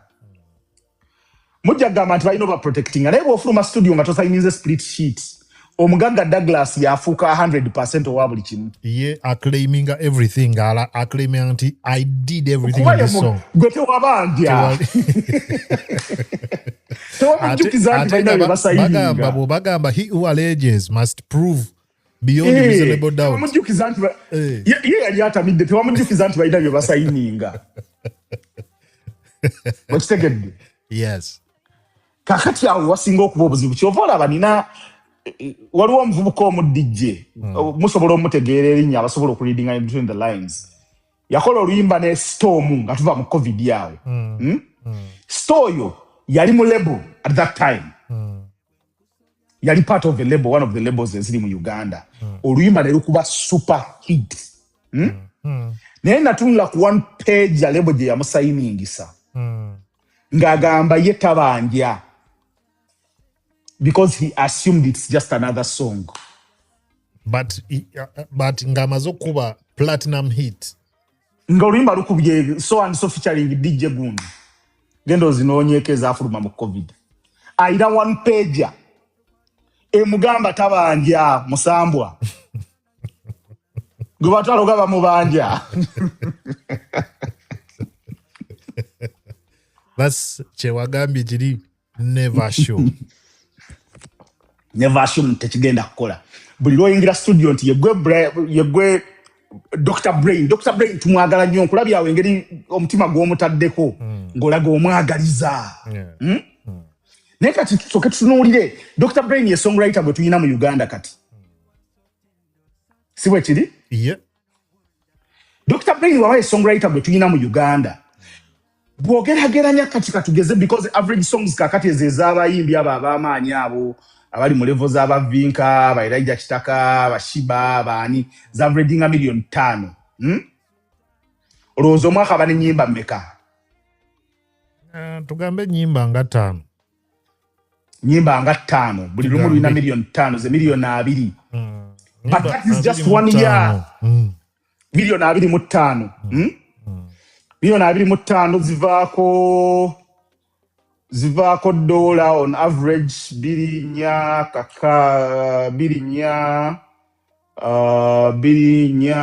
bitano. Depending, I think it's depending on which platform. Yes, depending on how many people have streamed it.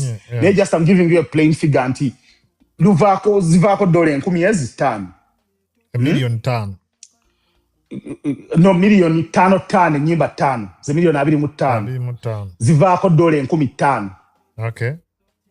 I want to think nga tubadde ku 2,000 per 1 million. Okay. $2,000 per million. Kakati bw'obala 10% of that, 10% of 25 million. For about 5% of 25 million, or now calculate mangu. 10% of 25 million is 2.5 million, right? Tujja kubanga tubaweereza ate tubabalire n'obabalira. No. Tugambe $5,000. 10% of $5,000 is $500. 500. That is. Yeah. Ebitaano ebyo nga yeebase bwebasi. Bimusasulira rent omwezi. Sure. Jukira ennyimba ezo. Last year, kati tugenze mu maati wa YPA. Last year, yali era yakola 5. Kati 5 ezo probably tezijja kukola million 25 views mu mwaka guno naye zisobola okukola 10. Okitegeera. So bw'agenda agatirira views ezo mu mwaka ayinza okugatta views million nga 10. Okay. Yes. After some time with that big catalog, sente ezo zitandika okumakinga sense. Naye ku ssaawa eno abanjayo sente ze Dr. Brain. I would love to think ali sober enough okukola ekyo. But artists tebagala gaba split sheet dictator marker. Like n'engeri gye bajjamu. I think n'engeri gye bajjamu nti ajjanga ayamba. Because the songwriter. Bali desperate. Ba songwriter baba keeping ira mbwavu. Yes. Singa Dr. Brain badde bamuwa sente ze over the last 5 years zabadde akolera nga buli mwaka bw'ogatta ennyimba ze zonna zazaakola buli mwaka zikola 100 million views. Bw'ogatta views ezo n'ojjako ka 10% ke. Dr. Brain yali badde mugagga ng'asobola okuyimirira naga asijja luwandika nga tompadde split sheets. Naye kati musajja wattu n'ennyimba z'awandiika ez'ennyiike alaba sente ze bazibba bubbi. Kati ate n'obwogerera ayina butono.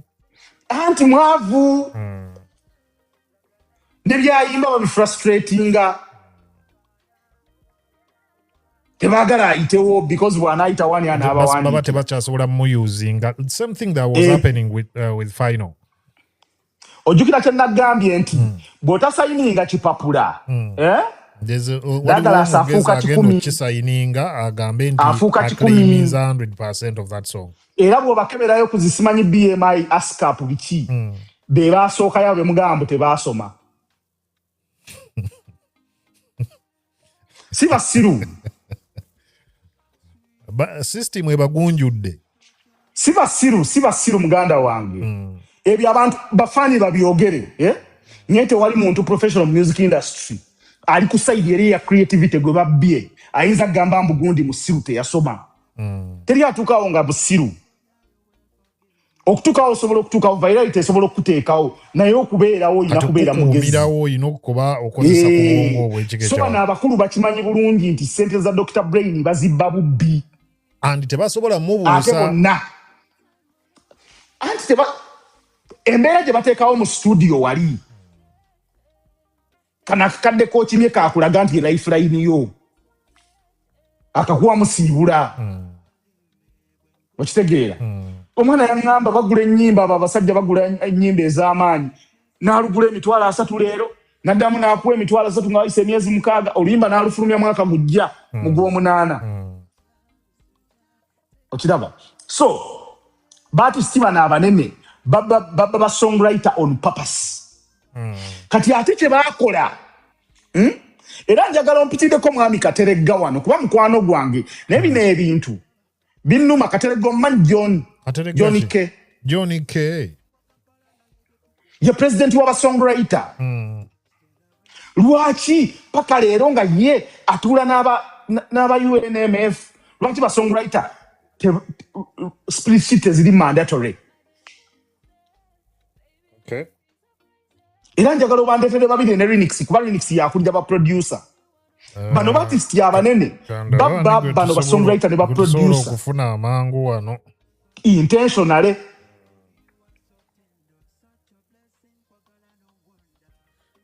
ngenda maaso nga bwe nnoonya wano omuntu baba intentionally nga bakigenderedde songwriter ne producer bali badde tebababa because after some time nabo kekana akasente akatono ke balyako 10%. 10%. Gotunulya video y'omuyimbi ng'eyina 10 million views. Kitegeeza ekoze $, indako ye million ye 12,000 ye biki obudda byenjogera tuli mitwalo gye tuwogereramu. Tuli mu million 10. Kwata mu katono bwana Jonike ogamba otya ssebo yebase ono dictator Max ssebo nange bwe ntyo ssebo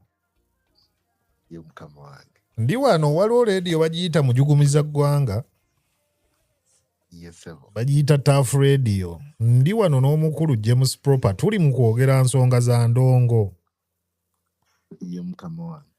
James Proper ayina ensonga gy'akoonyeeko naŋŋamba naye lwaki tonnoonyeza ku John K kubanga waliwo kintu kye tubadde twogerako kya split sheet. Tuli ku mukutu gwa TikTok wano kwe tuweerereza kijja kukola nnyo amakulu nga nkuleese waggulu wano n'obaako ensonga z'oyogera. Wano abantu bakuwulira buwulizi naye beetaaga n'okulaba ku ani ayogera.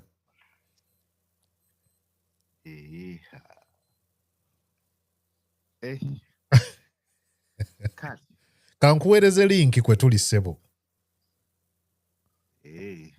Kankuwe kyonna janku audio musajja omuguddeko bugwi. Kankuweereze linki kw'oba joining ya ssebo. Ssebo dictator ssebo abantu bansonyiwe obwedda chokola kanzije okalichuleta abantu balina okumanya mati omutuufu bamanye abaana ba Dr. Brain engeri gye babbiddwa. Tugambye million 25 eza views. Buli million nga tugiwadde 0.002. Million 25 zikola emitwalo 5 ejja $. Omusajja asigazaako 10% ebeera songwriter ne producer. Bas katugane 5 tujiwadde nanyini luyimba. Ba producer ne songwriter basigazaako 10% 0.1. Yeah. $5,000 eza Dr. Brain ze yali badde akuŋŋaanya buli million 25 eza views buli mwaka. Tugambye mwaka. Okay. Nti nyimba 5 buli lumu lwakoze million 5. On average nyimba ezo zikola emitwalo 5 ejja $. Ku platform emu dictator awo tuli kutugeze tutunulide Spotify oba YouTube kyonna kyoyagala waliyo ne platforms endala bagenda basuulira ku YouTube yeyina views nyingi naddala mu context yaffe. Naye kakati bw'otunulira ssente ezo emitwalo 5 ba songwriter ne producer basigazaayo 15,000 zokka. Naye era abasajja bano abayimbi abanene ne zirebo na biki bakwata akasente aka katono nako ne bakabba. ate nga akasente ako kalibadde kabeezaawo abaana bano kati ne bakipingira bwavu. Kakati njagala John K ajje atubuulire bakozeewo ki myaka gino gye badde mu leadership okulwanirira eddembe ly'aba songwriter ne rights zaabwe ku nnyimba. Over the years, what have they done? Nga bwe tumulinda tugende mu maaso nawalikere awadde ogenda mu maaso n'okugaziya like the blueprint enokugobererwa. Kakati kyembadde nkugamba nti kyangu nnyo okeera ku makyanga ogudde mu moment. Olaba oluyimba ng'olwa Joshua Baraka lwe bayita Morocco. Yes. Kati katugeze mu moment ng'eyo nti ya World Cup ali Morocco. Africa Cup ali Morocco. Oyinza okugwamu opportunity eteeka oluyimba lw'omukalango oba ki. Okiraba? So bo bagenda kunoonya mugagga nannyini master. Kati nannyini master bamugane nti tulina omutwalo gwa dola kankozese ku sente ziri flat. Tulina omutwalo gwa dola. Omutwalo ogwo kubaako 50,000 za master, 50,000 za publishing. Ekitegeeza bwe mbanga mwina 20%, 20-40, ekitegeeza ofuna 20% ku 50,000 eza dola. Ze dola z'olukumi. Oluyimba okubeera mu kalango. Atwegaseeko tukwaniriza nnyo ssebo weebale nnyo baliddira kutwegattako. Nange neyanza nnyo mukama wange. Joniko badde weebase. Mbadde neebase ssebo. Kuva ddi nga weebaka essaawa zino? Kuba wanyigira ekintu kyaliwo NMF kintu wakigaziya anko. Luli ekyali kimubonyaabonya nga ensawo tennasanyuka kati yasanyukamukko. Kasala kwatagala n'omulangira. Mukulu James Propo yagala nnyo okuinsinuate nga bwe buzibu bwokka bw'olina. I don't assume. You really want to insinuate. Johnny Kesukuli yankunga webase saa musanvu. Kyatandika dda. No, just leero mbadde mukono obukosefu ninamu ka flu. Bambi sorry. Naye sitera kwebaka era nga bw'ogambye. By this time era nakulabye omukulu ng'akulanga ku gundi eno mbeerako nno n'engoberera. Naye just that today nabadde nina challenge eyo nti ninamu kafulu era ne womumpulira nga njogera ndi ya bit not okay. Kale ebibuuzo byange dictator yabiina obudde. Ekisooka tubadde wano ne James Papa nga twogera ebintu bingi nnyo tulina gye tuvudde eyo paka kwe tutuukidde ddala ku spreadsheet. Ng'agamba nti nga ggwe omukulembeze w'abannabitone abawandiisi yeebuuza lwaki toadvocatinga ku kintu kubanga bano baclaiminga what is rightfully theirs. Their money is out there. Someone is claiming it, and someone is earning from their sweat. They are grassing somewhere in Machi, India, and you're not advocating for that. And this is the picture I have, John K. Yes, sir. Tunulira Dr. Brain. Never songwriters abalala. Ba songwriters ba complaining nti ba artists tebakkiriza kubawa split sheets zaabwe. Ekyo kimanyi, right? Kimanyi. Kakati netuwulira omuyimbi nga Dr. Brain abadde awandiika emyaka ng'etaano. Buli mwaka tugambye nti on average abeera n'ennyimba 5. Ennyimba 5 ezo nga buli lumu lukola views 5,000,000 ku YouTube on average mu mwaka. Which makes it about 25 millions gross. Nga bwe tuba tukukoledde ku rate ya 0.002 tubeera tusigaze emitwalo 5 ejja dola ku nnyimba ezo zezikola gross like zezikola bojjako publishing percentage which is about 15%, wasigalayo 15,000 eza dola. Tugaye 10%, wasigalayo 15,000 ezaali badde ezammwe ba songwriter ne ba producer. Yes, sir. Naye baartiste tebabawa ssente ezo ate bo bacontinuing oziclaiminga 100%. And I don't sibawulira John K sibawulira mwogera ku bintu bino public kuvaayo kubayambako kulwanirira ddembe lyammwe. Mwenda mwasirika ate kati gwe ne banga nti wasemberera omulangira ennaku zino. Kale kati simanyi we nina kutandikira. Oyagala nze nyini oba okwata w'owulidde w'osobola okutandikira. neyanziza ekisookera ddala mukulu James Proper ne mukulu Dictator Mark mugenda kwaguruyinga nange. The songwriting art of a business in Uganda is just taking shape. Nti bakama baffe abatandika omulimu guno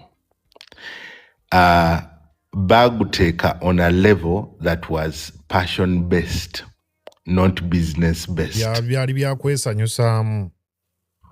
Nti we baakolanga emirimu woba ojjukira bulungi mukulu Dictator Mark kyatwaliranga omuwandiisi okukubira omuyimbi okumwegayirira okujja okuyimba oluyimba lwe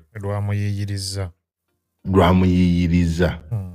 N'ekirala abalala baakolanga okusinziira ku kinyumo.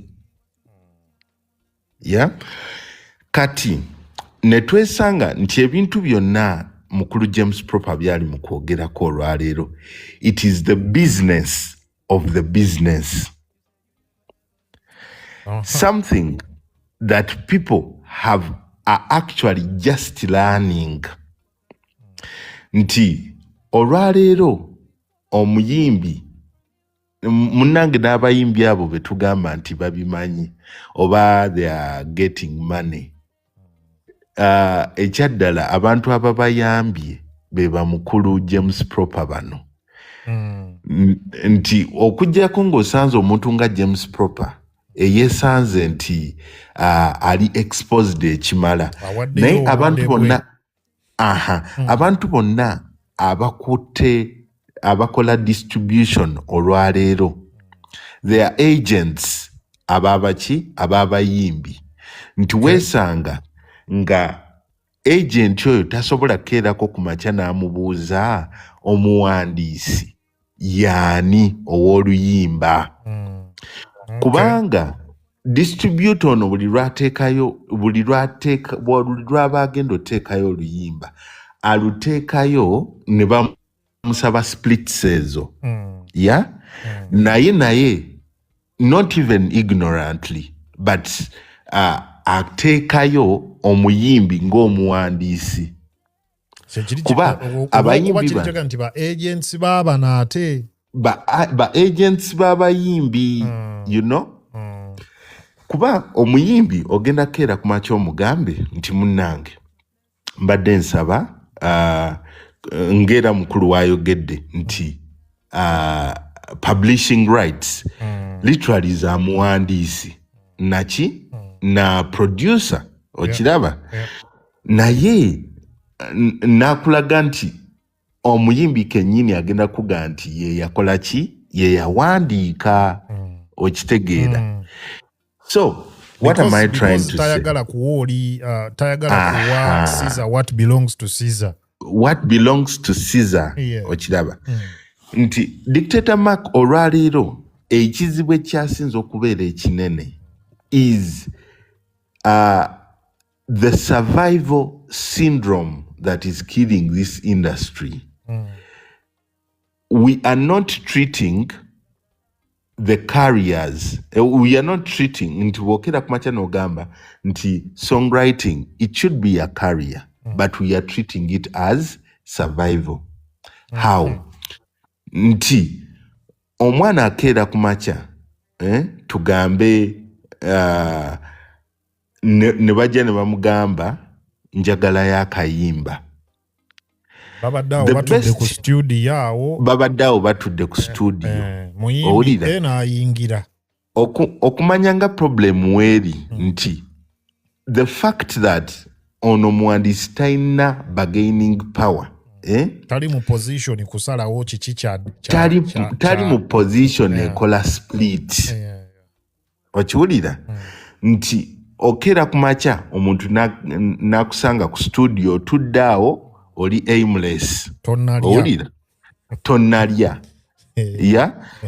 ofeedinga kakoola na muti akakoola kammeka ka mutwalo n'atumya akaveera. Owulira goloza ebigambo tebigenda kufubutukamu di lwogenda okufuna ebigambo di lwogenda okufuna amaanyi amatuufu okunegotiatinga your power. Yes. You understand?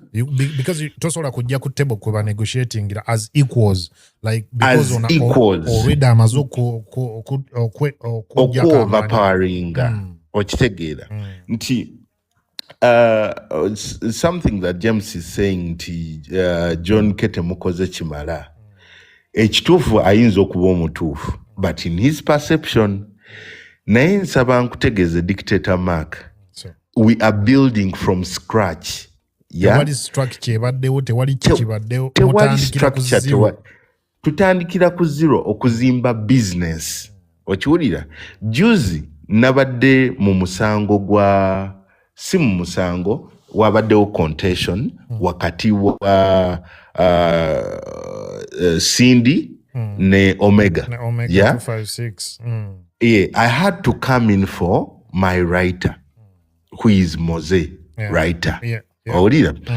Nti now I come in, my dear Mkulu Dictator Mark, Mkulu James Proper, for your information, I had to go back to school to study intellectual property. Okay. As I speak, I am at a law school studying. Okay. Yes. Wombuza nti, what are you doing about it? That is part of what I am doing. It is part of what you're doing, yeah. You understand? Impressed you're taking those steps. Yeah, first and foremost, to actually understand what, because many people are talking about copyright, but what is copyright? Yeah? That's one thing that we need to understand. Here we are in the country whereby buli omu akugamba nti eggwanga teribadde na tteeka okiwulira naye ng'ekyamazima the 2006 act copyright and neighboring act has set a number of precedents okiwulira naye olw'okuba nti tutambulira mu butakola ki mu butamanya so kino kye tukoze kankubuulire mukulu Dictator Mark ne Uncle James Proper ekisooka one twakwata kye bayita Songwriters Association of Uganda, however ne tugibreakinga ne tukola kye bayita the Songwriters Academy. Okay. Songwriters Academy ne tu affiliatinga to these to the following institutions. We affiliated to one, the Copyright Institute of Uganda. Okay. Two, Songwriters Academy is an affiliate. Yes. Of to the Copyright Institute of Uganda. Two. Okay. Ne two affiliating us still to Makerere University Performing Arts School. Okay. Why? One, we needed to understand, away from the talent that we have, we need a skill. Why?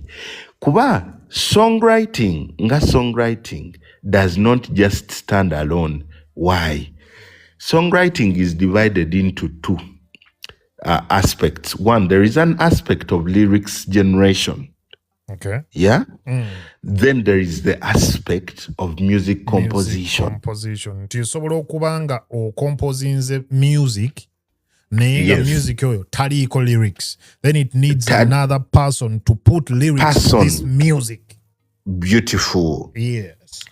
Nti twesanze nga mu Uganda, the reason as to why fenna tuli mu kuwandiika music afaanagana oba tuli mu kuwandiika music atasobola competinga ku world market.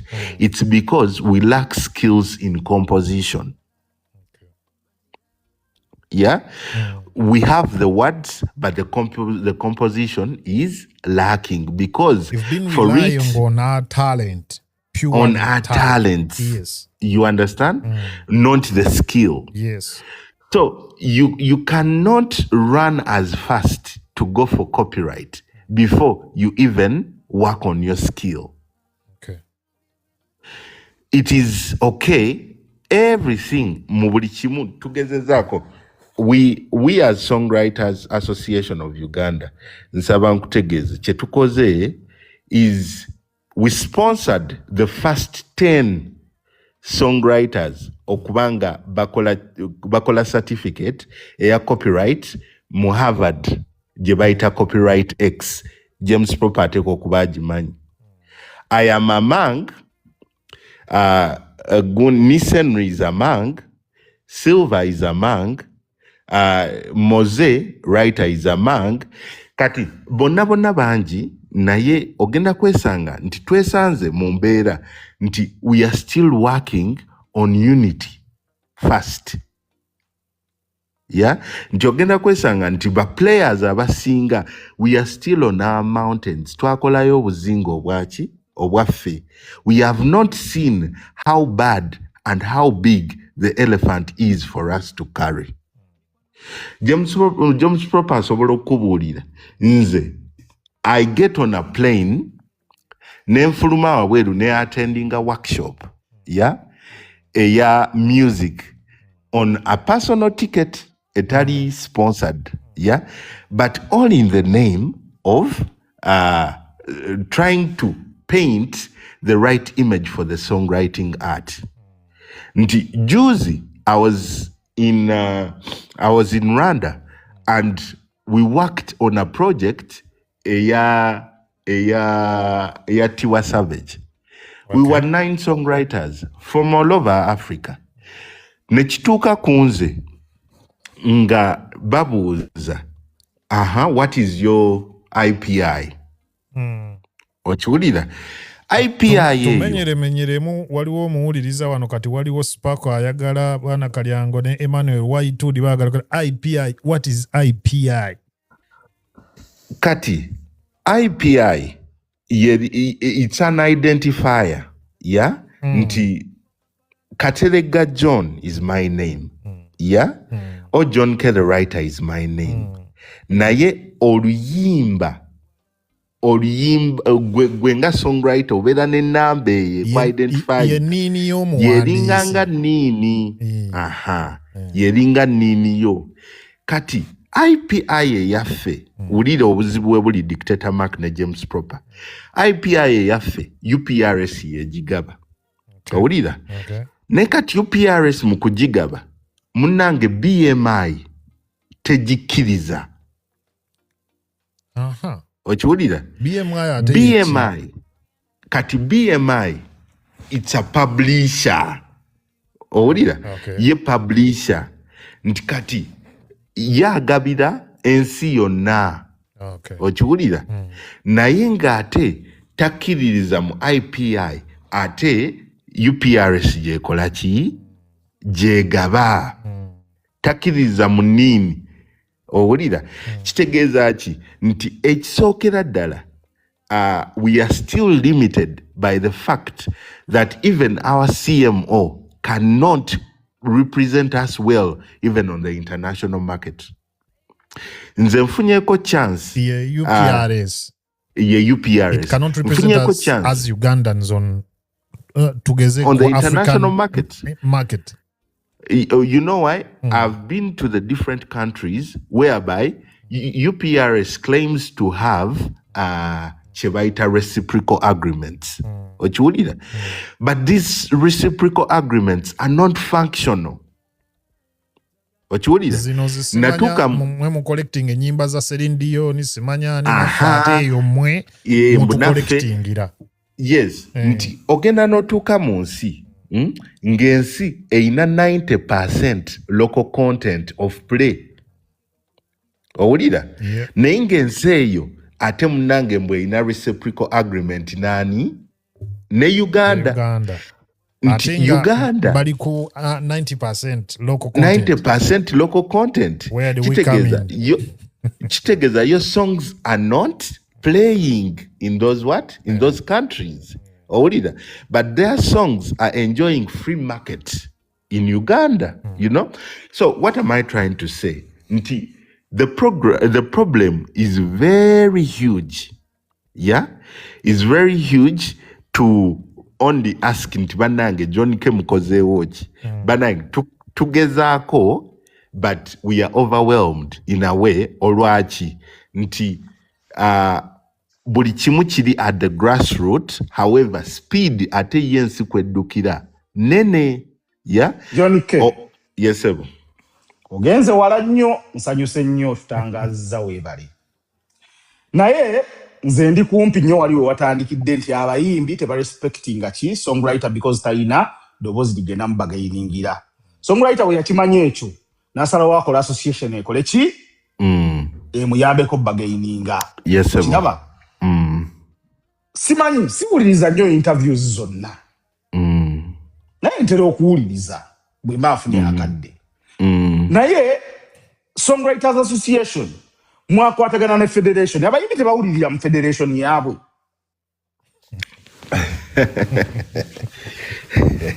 Ekibuuzo kiri ambiguous. Black and white abayimbi tebawulirira mu federation yaabwe. Bali mu kuyiga ogiwuliriramu. Tebagiwuliriramu. Bali mu kuyiga. John K, there is no akantu ichulike yabagamba ke namugamba. Yes, the light cannot be on and off at the same time. No. It is either on or James off. omwana bwaba ayiga otambula aba tannatambula. Chenjagala akkirize nti ba songwriter tebakkiririza mu ki mu federation yaabwe. Okkiriziganya na kyekyo? Nedda. James. Uncle James. Kale bagiwulirizamu batandise so bagiwulirizamu. Batandise. Either ogwa ku side ki? Side jengwako yeno. Give me a minute, sir. No, nina chenjagala okubuildinga ko katono nnyo. Anti kati goyagala ku drawing a verdict, yeah? Naye nga ensonga eri nti there is a gradual process to everything. Gradual process. Yes. Thank you. So the graduity. Batandise. Yes, sir. Batandise. So the light is kind of between, it is more on than off. Yeah, it is more on than off. Njagala kubuuza kibuuzo kino. Manyi lwaki ngenda ntino zisuuliza nnyo interviews. Njagala ombuulire position ya president wa federation. Nsonga eno ey'okukolera ba songwriter ne ba producer split sheet. Position ye gye yali azzeeko n'ayogerako mu public. If he has ever addressed that issue because Nanga, I believe they've had those engagements back and forth. But has he ever discussed come out in public and what is his position? James Proper, I challenge you to go on his Twitter. Eyakakolebwa ennaku zilinganga 3 emabega. Yeah? Please go check it out. Twabadde concluding engagement, yeah, eya Songwriters Association, with one, the CMO, the URSB, yeah, ne Uganda National Musicians Federation, and this was just the Songwriters Association of Uganda. Yeya isechi engagement yeyo twabadde ku URSB auditorium. Woba okebedde that tweet. Yeah, it's 5 days ago. Yeah. You told me creating, protecting, owning. Yes. So we were making these points clear as the Songwriters Association to the entire industry. Are we together? Era omuntu wakera nakubuuza nti mukozeewo ki. So far we have the baby steps. Tewali abuuziza mukoze ndi ku position yaabwe. Okay, listen. Because you've been engaging for some time. The position. Yenga president. Because gwe muwuliriza like mbeera nnyo mu engagement okusinga nze gwe muwuliriza nga omuntu ali external. Naye position ye. The position. Gwaba songwriter. Split sheets zaabo eri ki. The position is positive. Gyamazeewo. Okay, James, the position is positive. You know why? Let's go. Kuliyimba reyakata. Nkulowoozaako? No. Wena 5G. 5G. Tusokera ku nkulowoozaako. Let's Tusokera ku assume. nkulowoozaako. No, wait. Lwaki si we tutandikira? James, here is the go. 5G kati yeriko, because nkulowoozaako, let's assume. Ku second gas. No, wait. The law was signed. The law was assented to on the 29th of April. Actually, this Uganda year. one dag. Owulira mukama wange. So we are trying to reinvent the wheel. I am not here to support anyone. I am here to stand for the songwriting art. In fact, Johnny Kokusalamu ekirimu bw'otunula ku tweet ya president wa federation. Yes. Wakati awo ayina we yagambidde nti the conversation went beyond simply writing songs and discussed songwriting as literally work, copyright, ownership, publishing, loyalties, and business behind creativity. Because a song is not just art, it is also intellectual property capable of creating income and building a legacy for generation. Beautiful. So we are reinventing the wheel. James Proper akimanyi bulungi nti mu Uganda wano omuntu akeera ku makya n'akulaga nti ategeera ekintu aba takitegeera. Okitegeera? Naye Soko olindeko musajja. Gundi. Yeekubidde ngoma. He's a producer. Yeye wandikide ne yeekubidde ngoma. Johnny K, not working for your people chengeza jako katino olichali wange. But you're in bed with these people. Auntie, Johnny K, you're in bed with these people. No, I'm not in bed. You're in bed with your oppressor. I'm not in bed. You compromised Johnny K. You're not fighting for songwriters. Ongambye oluyimba olwasembyeyo nkebera credits zaalo ye producer, ye lyricist, ye songwriter, ye buli kimu. John K, you're not fighting for your people. If the president on the other side is it the credits zaabo. Is it the metadata? Ye metadata nze gwenda bawana. Webitandikira. Lyricist yani. Edilisa Musuuza. Are you sure, Waba? Mama nze. Ye composer. Johnny K, work for your people. Stop being in bed with these people. Abana bakuraba, and that is what they are saying. But then, okay, James, this is the thing. Wama Uncle Mark. Kuba, Lina kukatono nyo. Johnny K, chetwetaga kiri very simple. Bana abantu babasinga amaanyi babasinga senti. Yes. Oyo omwana Dr. Brain tagenda kusobola kubanja muyimbi yenna munene muwa split sheet ye. Naye kati bana abaana nga tusimanyi ti ali wali nabulagala enjala emuluma. Nga basongwriter bo bali eri enjala ebaluma. Kyebaagala okuwulira nti radio stations tezikyakkiriza kuyingiza music ataliko split sheet. Ekyo kibanja ng'executive si kusooka kutwala abaana kusoma master's degree. No, anti kati wabecho omwana takimanyi sigenda kikolera buli omu okiraba. Nanti radio stations zomu zitaddeko embeera TV music bwava mu production teyalingidde katale nga talina this basic paperwork. James Proper, that's true. Mwe musomako nga mwe bata maka nvunde ku live enu. Sebo lindako. Chali wange. Auntie James. Lindako. It's good. But he's in bed with the oppressor. It is good. No. It is good airing out your concerns. Yes. Asobola responding to wali. Bana tuve mu science, tuve mu simanyi music no muwandiika no mutwala ku BMI no kolachi. BMI egenda tusangayo. Nga CBS saying is a luyimba lutaliko split sheet. Auntie, I would love to concur with James Proper. As an association of writers, you would advocate for nti oluyimba olufuluma wali. Omuyimbi okulubera acceptable ku TV ku radio. Ne kubala. Kubala yonna gye lugenda okubanga lukolera. Lusooke lubeere nga luyise mu mitendera gino. Have you split the sheet bulungi nnyo buli omu afunye? Ekibbiro nga siza akifunye. Mukulu Dictator Mark, ne James Proper. Allow me say this. Yes, sir. The only problem that we have here with people like James Proper, is they carry a lot of pain, which is true, but they have not let the people take the baby steps. Yeah? Nti James tukirize tugane with all the knowledge and exposure that he has, yeah, is one that we really want to learn from. Ochitegera. It's not with the emotion, yeah, that we are in bed. We are not in bed. We are not in bed doing whatever you are saying. No, we are in bed to help that come to a realization. Ochitegera.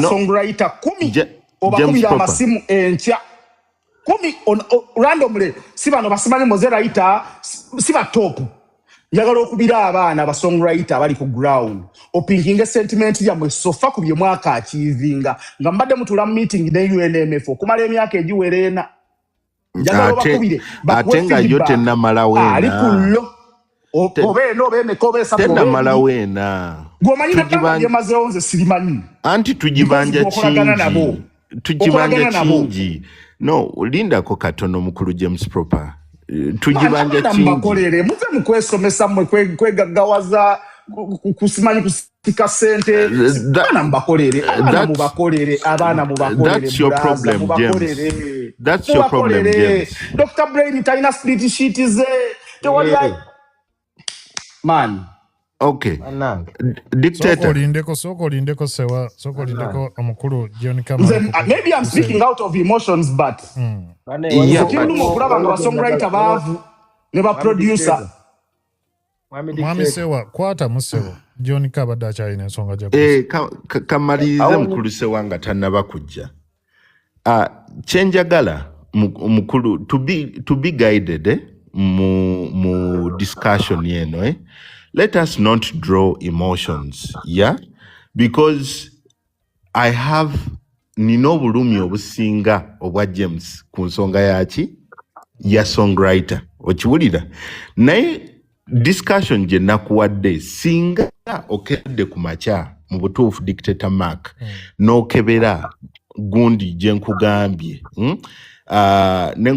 ogenze ku tweet gwe kennyini n'ogikebera nga kitegeeza nga kitegeeza nti tulina kye tuli mukola ki mukolawo and there is willingness okitegeera it's not that we are sat and we are not doing anything maybe the writers about was these boardroom meetings have not yielded anything so far for a very long time, so are they going to fight on the streets? No, they are looking up to you. Listen, mukulu dictator man. Musajja yogerera ddala ng'omuntu alina power. Like what are they going to do? If they can't afford cake, let them. If they can't afford bread, let them eat cake. That is mugandange. Yengeri yoyogera kati that is how you sound.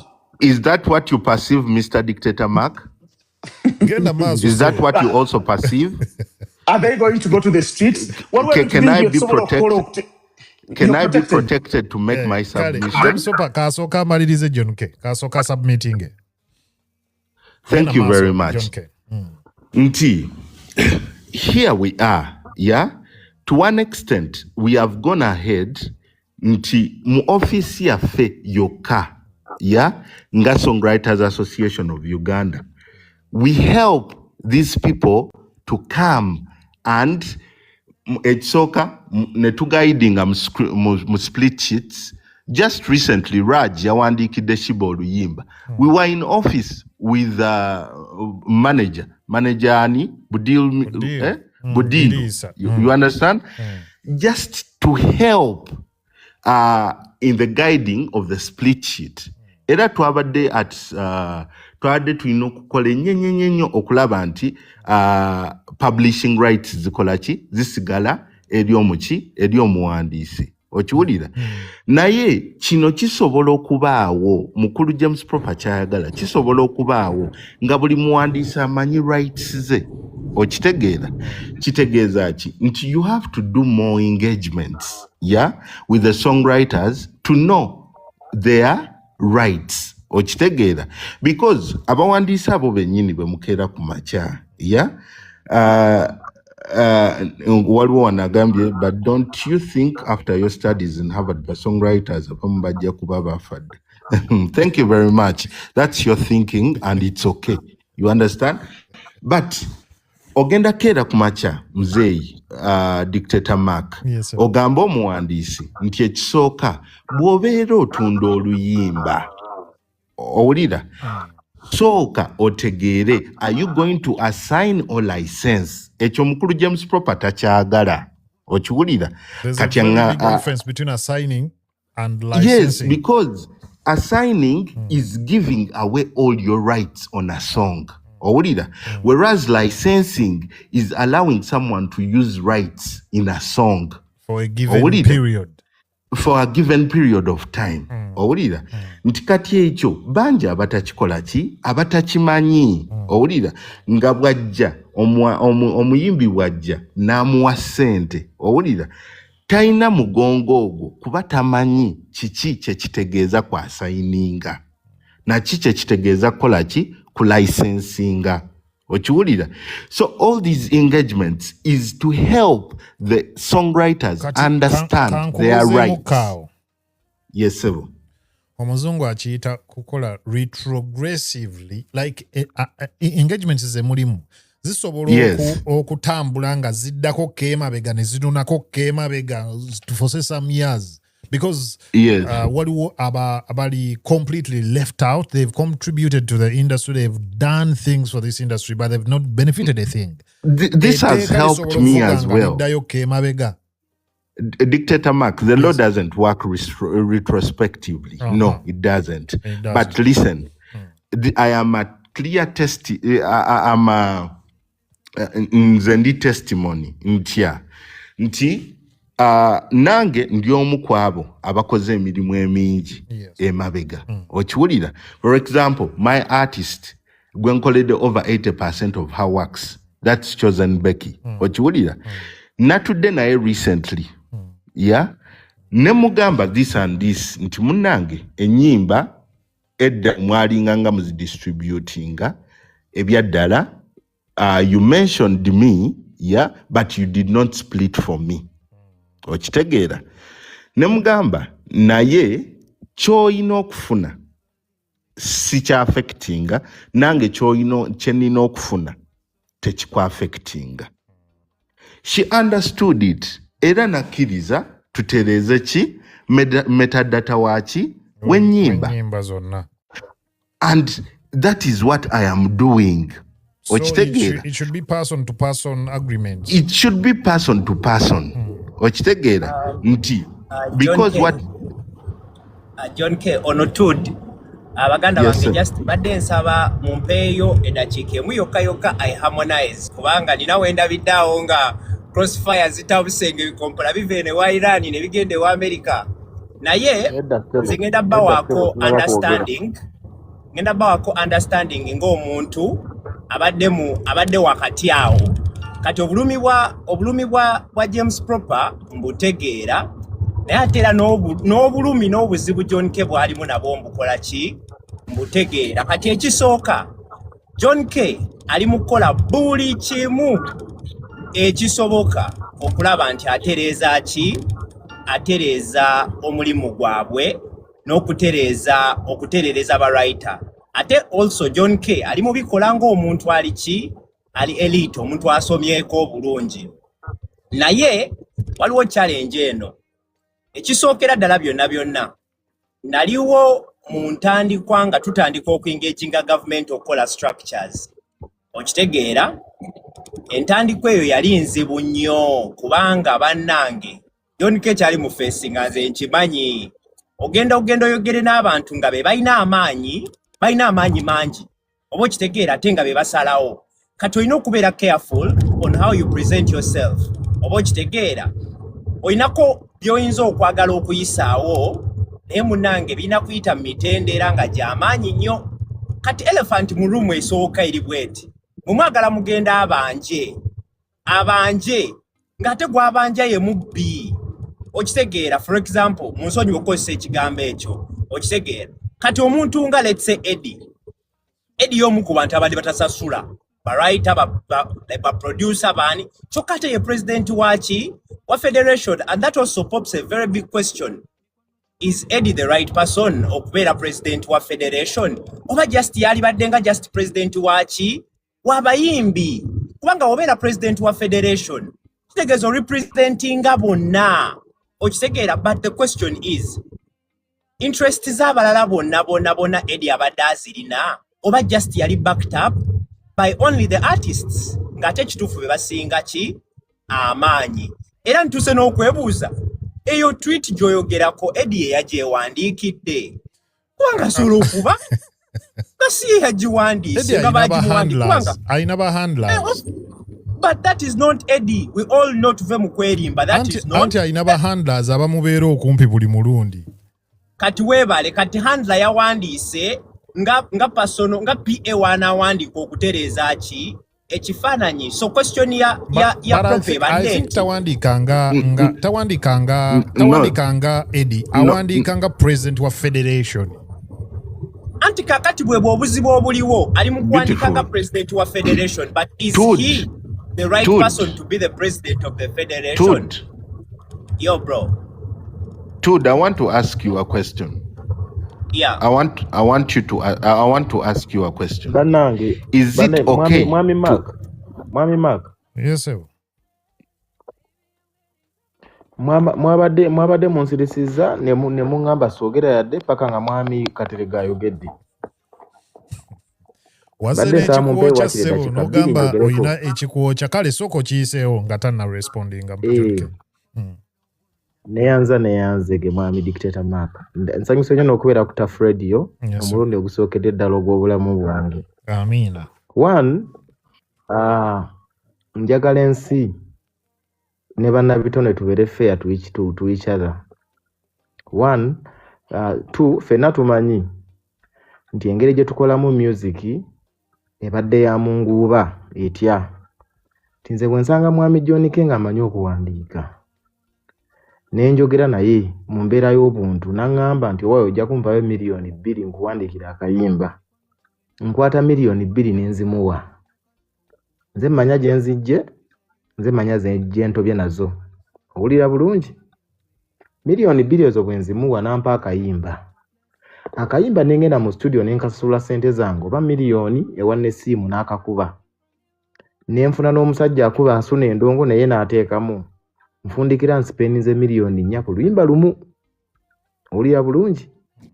Kati bwe mmala okukola oluyimba olwo ate ne noonya omuntu agenda okunkolera video ne bwe mba sinnamunoonya kale ne nfuna engeri gye nka promoting ensi n'ekaagala akayimba ne kakwata.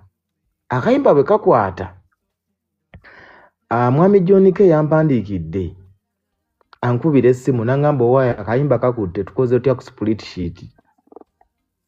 Nga kakutte kyokka ate singa tekakwata ne katawulirwa wantu wonna mwami John K tankubira era tambuza na split sheet njagaza ki. Ensonga eyo ojulira mwami Mark? Njiwulira bulungi ssebo. Kati njagala tubeere ng'abantu abawamu. Abayimbi n'abawandiisi tuli bantu bawamu. Leero omuntu bw'akuwandiikira oluyimba bw'aba alutandika butandisi gw'osobola okuleeta idea. Kati nze mwami John K mumanyi ng'omuntu. Sobola omugamba mwami John K mpandikira oluyimba ngenda teekamu 70% gwe teekamu 30% tufuna bwe tuti. Split sheet eyinza okutandikira awo. Okitegedde bulungi? Oba ne mugamba mwami John K kati noonye miliyoni 2 mu bubi n'obulungi nzikole ki? Nzikuwe. Abawandiisi bangi bagamba nti abayimbi tebabasasula. Naye njagala nkubuulire nze ndi musajja muyimbi. Nze nno omuwandiisi omu yampandikirako oluyimba n'aluwandikira abala emirundi 3. Omuwandiisi oyo saagala kumwogera naye yansaba emitwalo 3. Emitwalo 3 ago ge yansaba ye yali anoonyeza sinze namunoonya. Bino bye njogera mazima. Nze ndi musajja mukulu siwaayiriza mwena mukimanyi. Yansaba emitwalo 3 ne ngamuwa. Bwe mala okugamuwa ng'awandiikidde oluyimba olwo abantu abalala 3.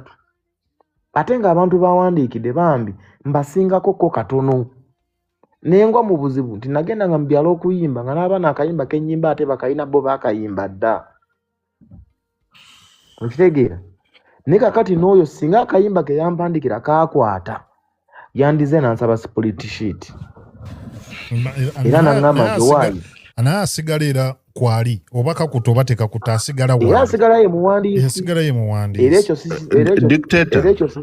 Dictator nsaba kuyingira ko mukuruse wakati tulina obuzibu bw'amaanyi tulina obuzibu bw'amaanyi bw'abanga atula kamaliza oyingire tamanyi bintu bino bebikola nga John K tanali muyigiriza tulina obuzibu mwami James Proper ne mwami John K mbadde bamalirize kale landinga mu buwombeefu obw'ekitalo landinga kati kyengezaako balagaso kiruwa nti mwami John K gwe kyennyinza okusaba nga ggwe atwala abawandiisi olwaleero ekisooka osooka obayigiriza disipulini butya bwe tulina okuingaginga abayimbi na butya bwe tulina okukola nabo ekyo kimu ekyokubiri obayigiriza obutaba namululu oba obutaba nakwagala kufuna mangu okusinga ebirijja ez'ensonga bbiri ekyokusatu obayigirize professional work professional mechanism esobola okubawangaza mu mulimu guno ne bafunamu ne batakomplaininga afuta bo be bawandiikira bali professional enough kati awo mbadde nzijja kati naffe abayimbi mulimu gwaffe okumanya nti mwami John K ampandikidde akayimba akampandiikidde mu ttuluba ki ampandiikidde nga kyali wange tugenda gabana ampandiikidde muwaddeyo ssente akomyawo ampandiikidde tagenda kubanja ampandiikidde ayagadde mukolere erinnya asobole okuwandiikira abalala kubanga njagala nkutegeeze mwami Mark abawandiisi bano kye batakugamba ekituufu omuwandiisi ayinza okulaba nga mwami Eddie Kenzo n'agamba nti mwami Eddie Kenzo oyo bw'ayimba akayimba kange abantu bajja kuggulirako ennyimba endala that is one way of promotion naye singa mwami Eddie Kenzo ayimba akayimba ako ne kagwata ate ayogera birala what is wrong with that sewa ayogera birala no it is okay but ayogera birala kubanga nina product yange nenjinoonyeza akatale weesobola okufunira akatale kali what is wrong with that and what are the conditions to the market for the market to the market because akayimba bwe kakwata omuwandiisi oyo yanoonya market ono amulangireko ajja kujja agamba ono teyansasula and that is bad okitegedde kati ngaffe abayimbi n'abawandiisi we need to sit down tutegeere bannange omuntu gwenkolera muyinako affection yekomawa muyamba ntya naye annyamba ki bwe tumala okukola ekyo tugenda kutambula bulungi obulamu bwaffe mwamisewo olabikoze leeti ku discussion yaffe naye awo James Proper we yatandikidde eddala we discussion twasoose badde ngenda gambamu omwami Sewa ngenda gambamu omwami Sewa nti amazima gali nti oli mutuufu mu byonna by'oyogera but mu side emu nga wona gavumenti ey'omuyimbi omanyi buli muntu aba ayagala okubeera understood and listened to okitegeera omuyimbi ajja kuva eri let's say agambe nti we nakutte miliyoni 2 nenzisasulira omuwandiisi ampa oluyimba nti awo omuwandiisi aba yakoze eki aba yaweddeyo naye amazima gali nti like eno kati gye twalaze mu kubeera nti music ayina copyright n'ebiki like music afuuka intellectual property oba okitegeera kati mu kufuuka intellectual property abantu beetaaga ba understanding kituufu kale nga kyoyogedde nti olumu bwe tuba nga tetwateesa ku kintu ebiseera ebisinga abantu bakinyiigiramu okujja n'ogamba omuntu nti naye kaakati tukoze tutya bwe tuti ne bwe tuti naye kati nze kyendowoozaamu kino nti kati wali twaliwo ew'okubeera nti twali tetumanyi naye kati saawa zino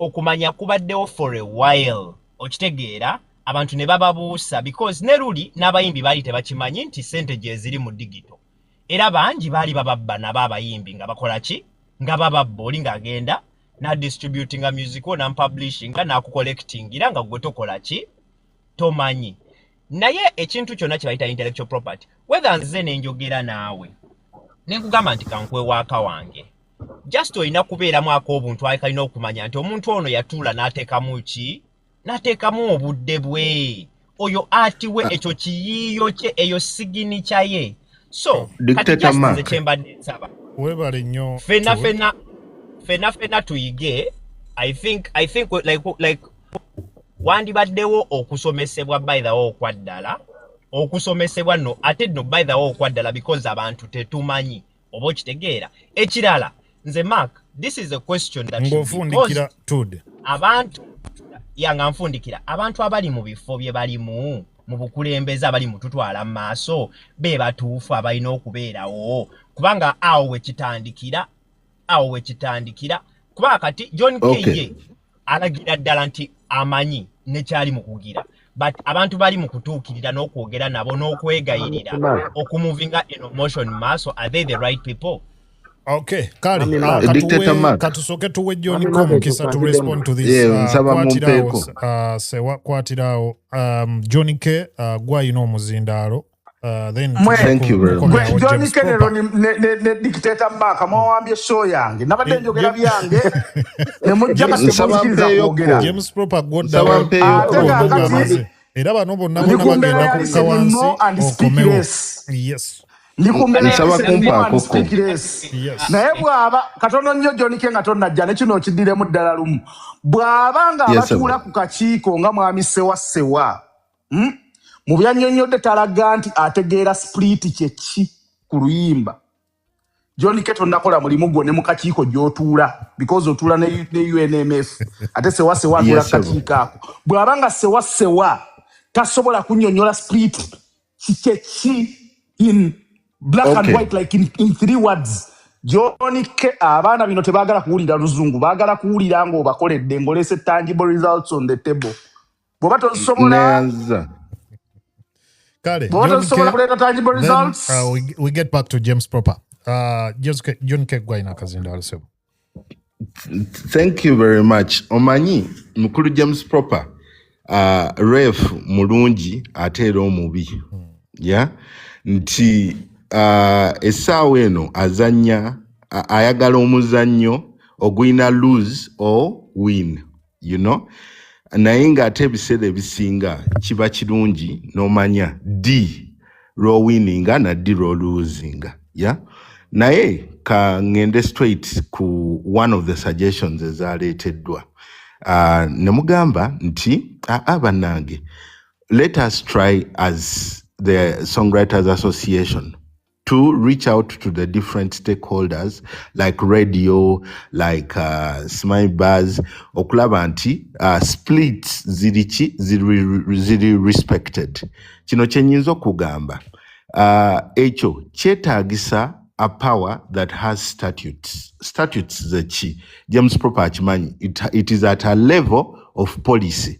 And what have we done? We have made sure we have petitioned the Minister of Justice. It's on record.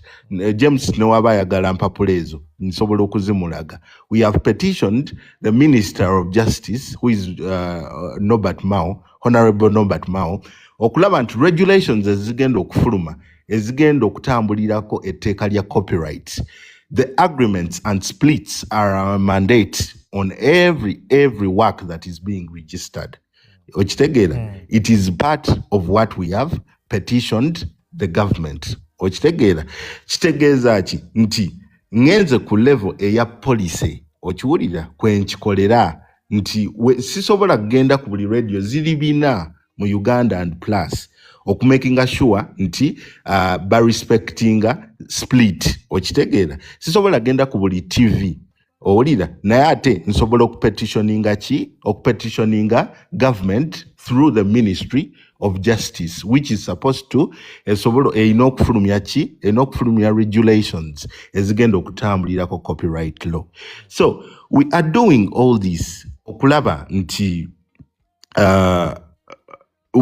omulimu guno tugustreamlininga okitegeera naye tugenda gustreamlininga nga tusoose kwetegeera okitegeera si makuuli ya ekituufu kiri nti mukulu James Proper, in fact ye James ebbanga lyonna lwansanze aŋŋamba gwe musajja gwe kuba James is my friend naye aŋŋamba John, you're not doing a great job simply because you are teaming up with the UNMF. The It is oppressor. he's not the oppressor. No. Let me tell you, we are trying as much to make this understood to even the people mwagala okuyita ba oppressors, because if it weren't the same fact, lero you couldn't see such a tweet from Eddie Ochitegeera. Olw'ensonga we sat him down and the whole team of musicians netubalaga, guys, see this, the songwriter is entitled to this, is entitled Johnny to this K. and that. Johnny This, K. Mzee, let me Johnny be K. protected. Tugenda Let me be kwogera paka protected. ncha. Sawa zino zigenda wera munana. Kasooka male sewa kwatira awo Johnny kasooka gusa Johnny ensonga K. ye James Proper comes Johnny in. K. Johnny K nina ekibuuzo kyange kuba kati olaba bigenda biwanvu matandisa okwogera saa musanvu. Nze nadde wakuvaano saa munaana. Johnny K ekibuuzo kyange kiri bwekiti. Omukulu oyo ky'ogamba byonna obadde obimugamba okumala emyaka gye mumaze nga mwegeejinga paka ssaawa ya leero takkiriza mu right ya producer okutuuka nti tabateeka ku nnyimba ze. What is their agreement with him? Mwana Johnny K naawe oyogera ebintu mwana. Gwe Johnny K bino ebintu bibeera by'amateeka si bya agreement kijoyina na muntu. Dictator Abaana mulina ba publishing man. waabwe. Kyogamba basasula miliyoni 10. Dictator Mark. Abasasula miliyoni 10.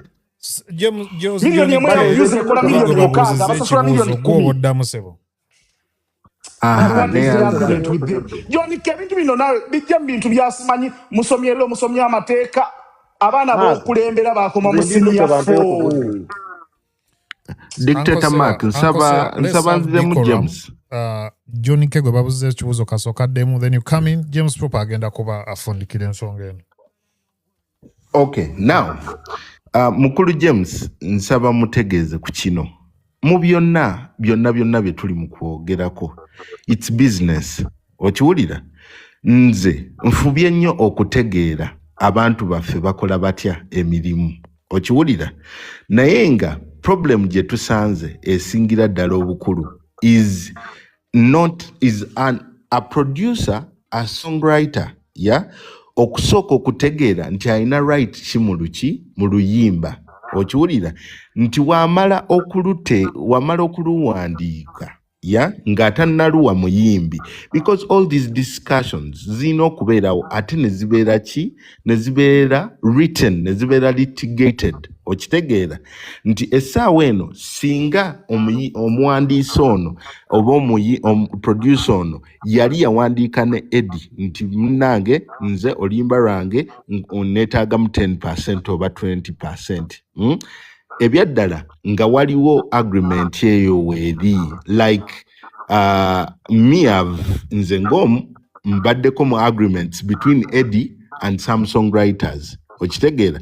Nga Songwriters Association of Uganda, olira nti singa nsanga gundi eyo nga teri affected ku split, kitegeeza awo wennyini mba nina okupetitioninga ani Eddie. Okitegeera? Naye twesanga ng'ekyamazima tewaliiwo agreement that talks otherwise. Okitegeera? Nti ne mudda mu mbeera agamba you have not done your job yet, oba nga aba writers tebannategeera even the smallest of things there is to understand. Then you can't say I've not done my job yet, yeah? When I am trying to show you what I am doing. I cannot do it overnight. Yeah? It's a brick per brick. You understand? It's a gradual there process. Is something, it's a gradual process which has to be given time. Okitegeera? So nze Uncle James kyenjagala omugamba, Uncle James akkirize kanyumyeko naawe banaye ekintu ekyo tuyina order egobererwa wano mukulu Sewa tukutadde. Johnny K gena maaso. Yeah, nti Uncle James kyenjagala akkirize nti bino ebintu byonna bigenda ku unfoldinga, yeah? Mpola lwaki nti omuntu gw'oli mu kuŋŋamba olwaleero nti yeetaaga rights ze azitunda just okufuna ekyokukola ki ekyokulya naye bw'amanya James ebbanga lyonna ly'obadde nange okimanyi bulungi nti nze John K tonzigyako luyimba olw'okuba ozze na ssente. No, you don't. Ekisooka manyi the value of my song. Okitegeera? That only singa abawandiisi 5 oba 10 bakitegeera olunaku olwaleero kitegeeza enkya kigenda kubeera kyangu nti abawandiisi bonna bagenda kuba bafollowinga into the what? Into the system. Okitegeera? I can understand James's frustration. Okitegeera nti we are losing so much as songwriters, but then it is also important to know that some are losing not knowing.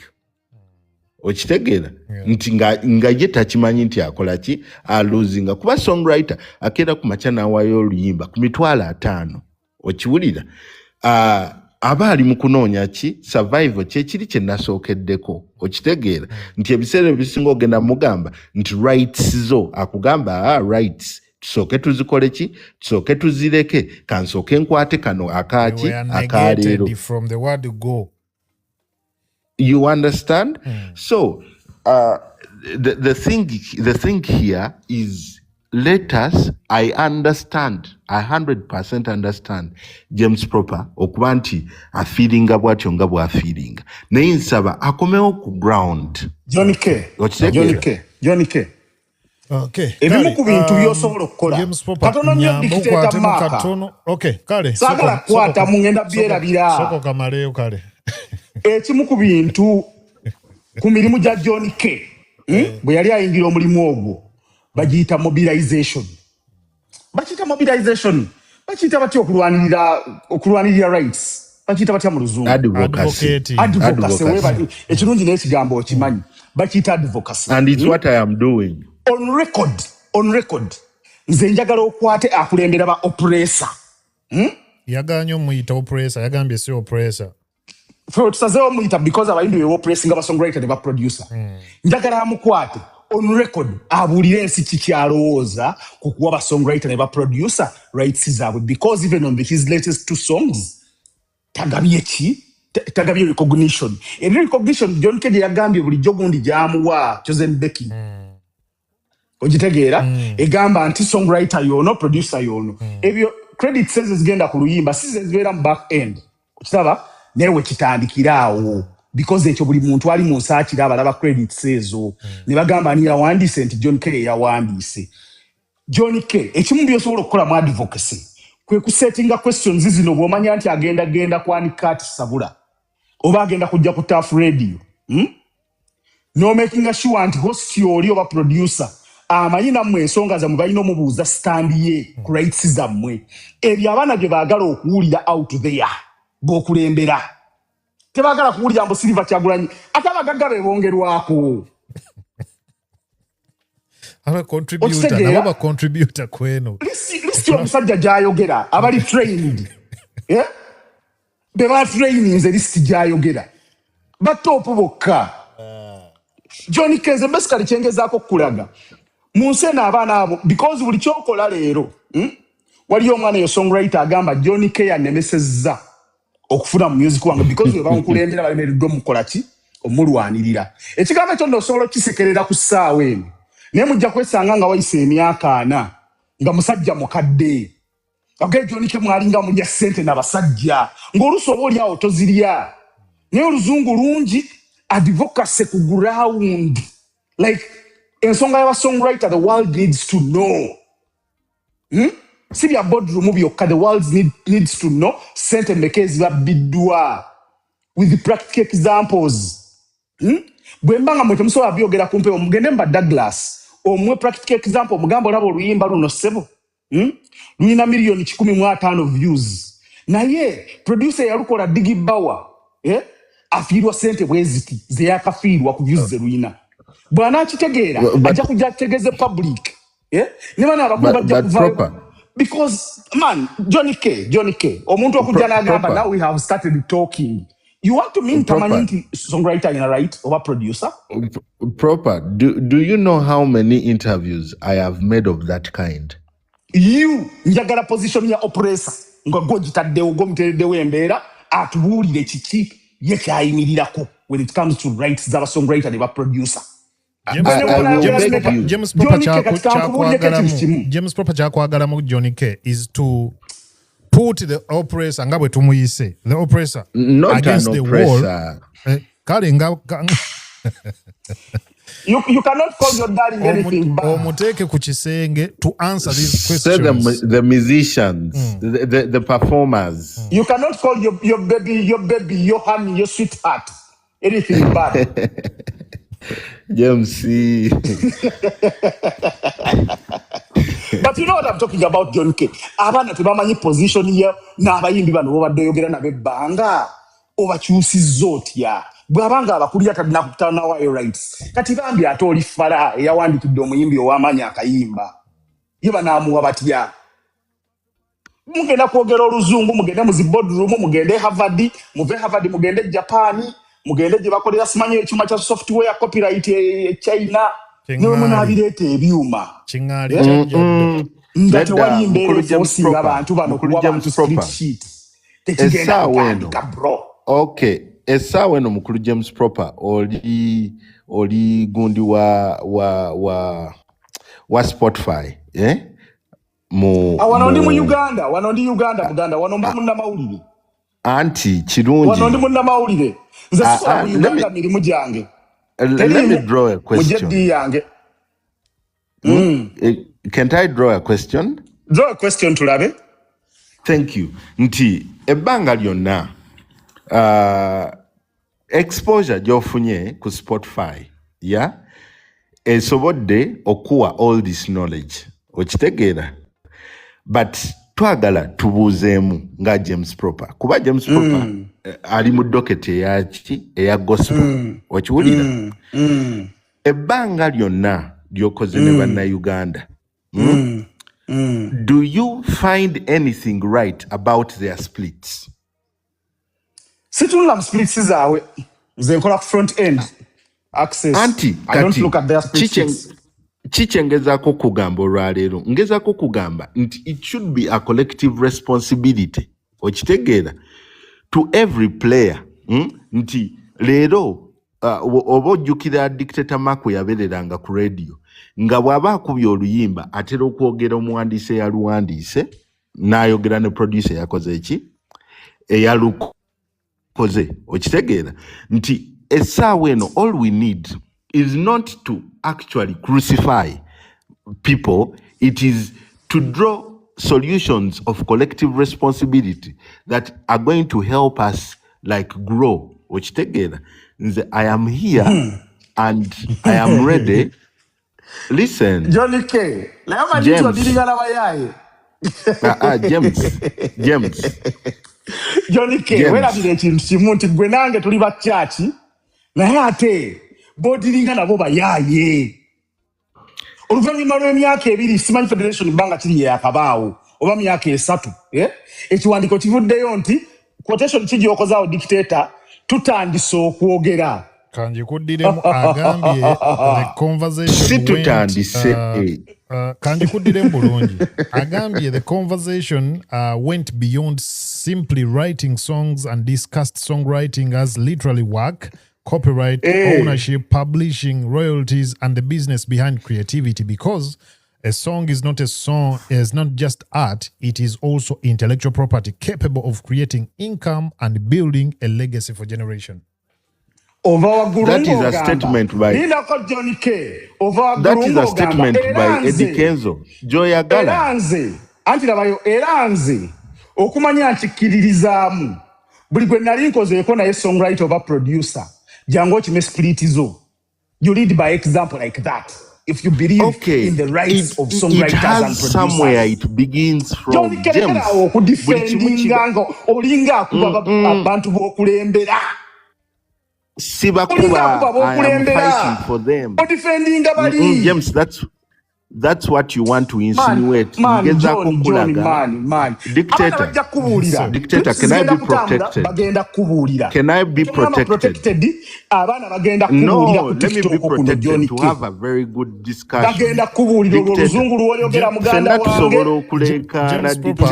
James Proper kati tuwuliziganye tuwuliziganye. Yes.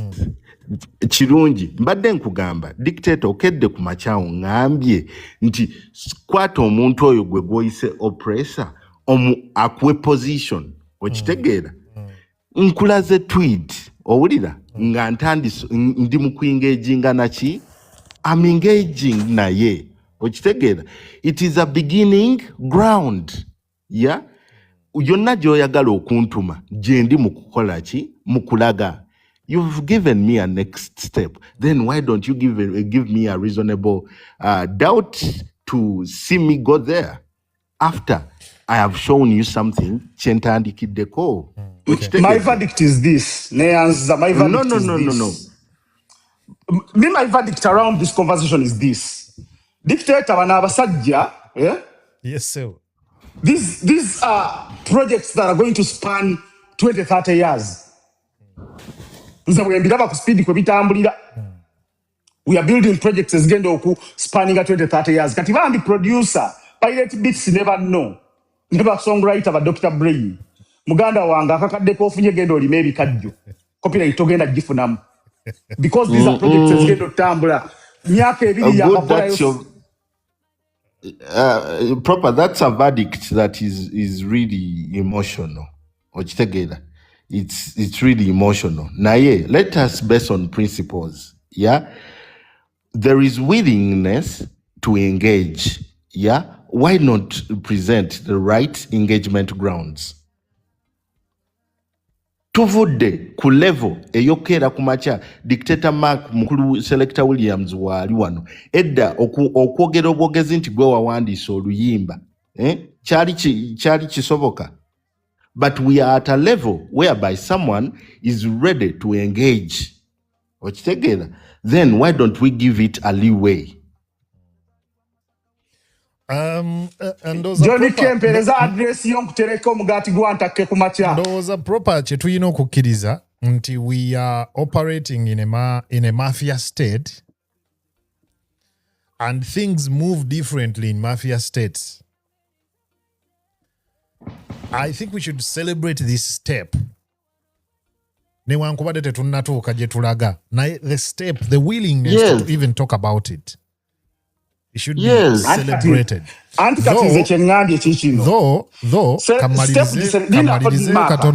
Though, Nejoni K, I would demand more from you. You've not pressed these guys. That's what I want from my elder. Yes. It's what I'm demanding from my elder, James Proper. Elder Wawa.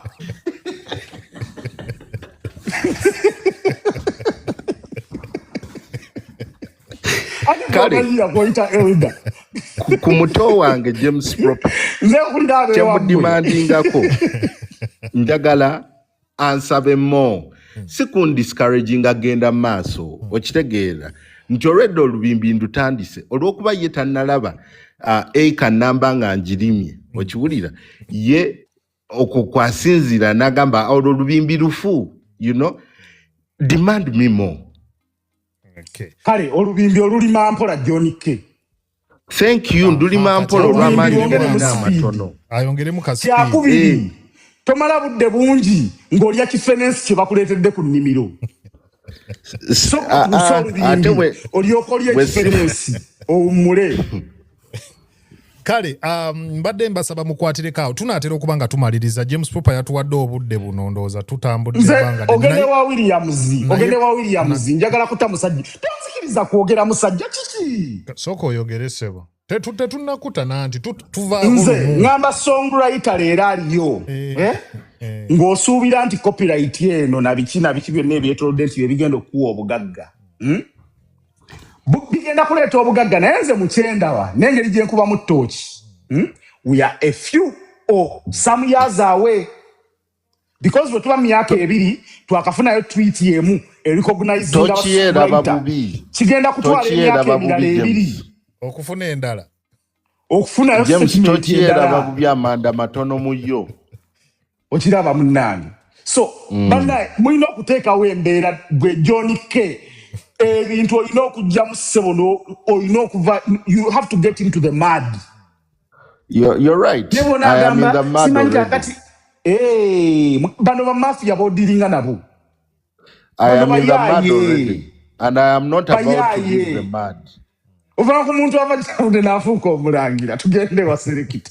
Kale, James Proper, nja kukusaba tufiseeyo obudde bwe buti because olaba gye twatandikidde.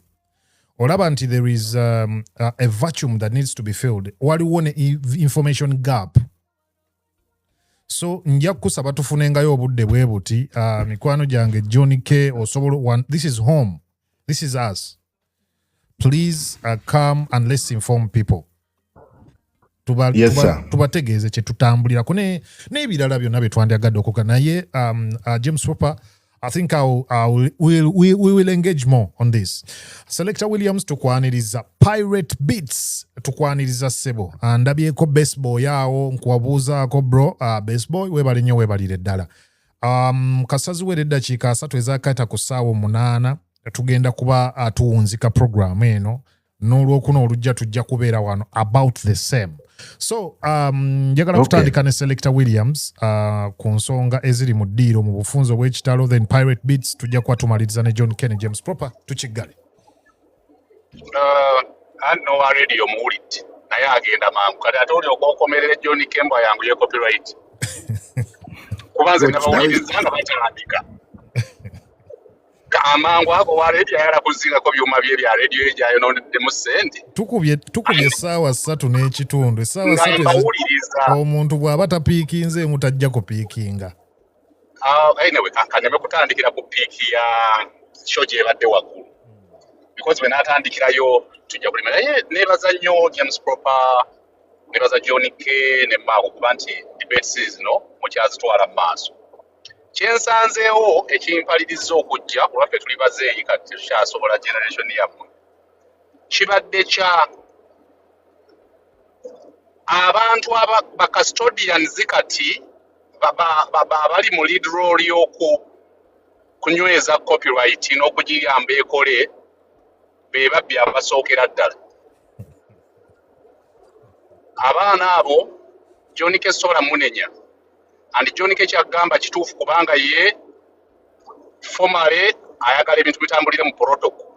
Nze ndabanga John K emikono emisibe. N'ekyo nakyo osobola kigattako. But abaana abo bonna abaganyuddwa mu mirimu gy'aba producers, ba songwriters, ba arranger n'abalala. Olunaku lwe baliyimirira ku parliament ne bagamba nti twagala tutandike Proper ndoza yakyogedde awo.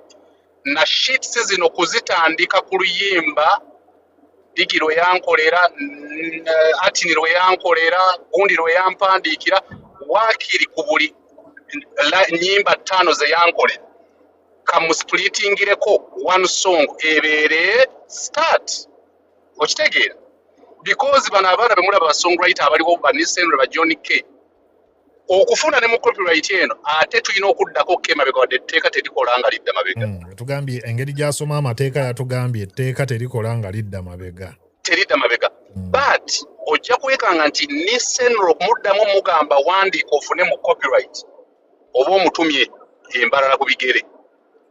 Waliwo abaana bakyawandiika paka kati mwogedde ku nsonga ya okuba nti omwana alinamu 5,000 omuyimbi atandika oba weva nono gwe bagenda oziwa naye ayagala 5 ago nekilemesa copyright okugenda mu nkola. Ekyo kituufu naye nga sinnanenya ono azitwala n'azigabye wabaawo policy eteekebwawo ku mafuta ga Uganda nti liita ya ssente bwe ziti. Era olwaleero omukisa gwe tulina nti Musuuza ne Federation be ba custodian kati be bakutte ekintu. Musuuza ne banne aba Federation portion gye bavunaanyizibwako bagituukirize. However, Musuuza naye nga Federation of Musicians of a docket of a portion of a musician nabo sobola barelyingako ku copyright. Copyright is complex, copyright is broad nnyo gituma Busuuza nga zinyo era yemu ku nsobi Uganda gye tuli mu kukola. Tumutumye split sheet si copyright yonna anti twasooka mutuma copyright kakati bwagirese twekanzenga ne shit gye tugigamba ye abagireeta naye tujjukire nti waliwo n'ebitannatereera ng'era biri mu mikono gya musuubuza mu nsobi zaffe ze tuli mu kukola shit eyo tajja gikuwa ge mazima lwaki bw'anaagenda okunoonya abasajja ba Eagles anoonye abasajja ba Lion Island anoonye aba Firebase anoonye Gagame abasajja bajja mukuba eriiso atambule ng'addayo John Koyo bw'omulaba musajja watu nga babadde akunnyonnyola awo osobola omugamba nti genda totaddemu ng'agaliwa gatataddemu James Pope adde mu Uganda awo nti paka kati okyegayirira abantu bateeke ennyimba zaabwe mu Spotify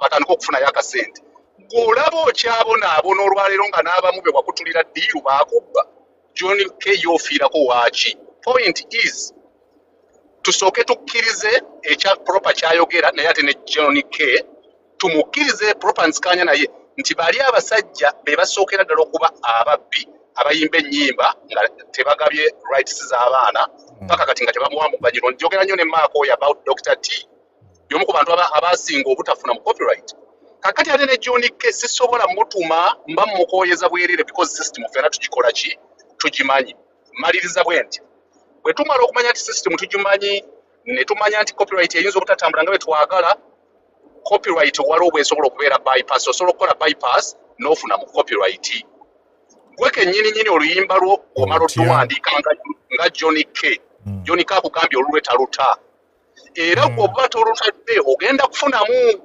copyright tesobola kugaggawaza buli ayimba ekyo nakyo nkibawadde mukama akimpadde kulwa kyaki ya bujingo copyright tesobola kugamba nti buli muntu agenda kugaggawala nedda abantu abagezi abantu abalemerako ku fundamentals ne basics eza copyright bwetambula bagenda kukifunamu okube mu ngalo tulabe pastor Bugembe ng'afuna omukyalo webale nnyo webalire ddala Selector Williams ndoza we will expound more on this issue tomorrow mu programu yaffe ate eri enkambwe bakomewo kuba John K mumukubya wano ne proper ne mumukuba bonna bakomewo John K amaze okukkiriziganya nti this is all gwe William nze sirina nfandinga ani afandinga ani basongweta banfandinge basongweta besonde banfandinge balwanirira naye nga bayina ziriwa nga bakulemerwa John K bakuŋŋaanya aga 5 John K naye akimanyi byenjogera abyetaaga mwana oyo mubbi mumwesonyiwe Mukulu, Dictator Mark, let me make the parting shots for me. Soko olindeko tokola parting shots kati twalira ddala n'ebya Pirates. Waliwo Pirates Beats sebo naye njagala tumutwalire ddala then tukole parting shots fenna lumu tuveewo. Uncle Pirates tukwaniriza sebo muva Bulaaya. Nsanyuse nnyo baganda bange okubeera ku platform eno. Yes sebo. Mukulu Dictator Mark, James Proper, John K ne mukulu wange Selector Williams. Yes sir. Omulamwa emiramwa nga gino njagalira ddala Selector Williams okimanyi. Naye nagambako kubamu by then nga nkyali city. Nembagamba ku bantu abatunuulira ensonga za corporate oba industry yaffe. Bw'oba nga tonnadda ku ground kumanya music atandika atya okutuuka ku muntu amuwuliriza mu kyalo.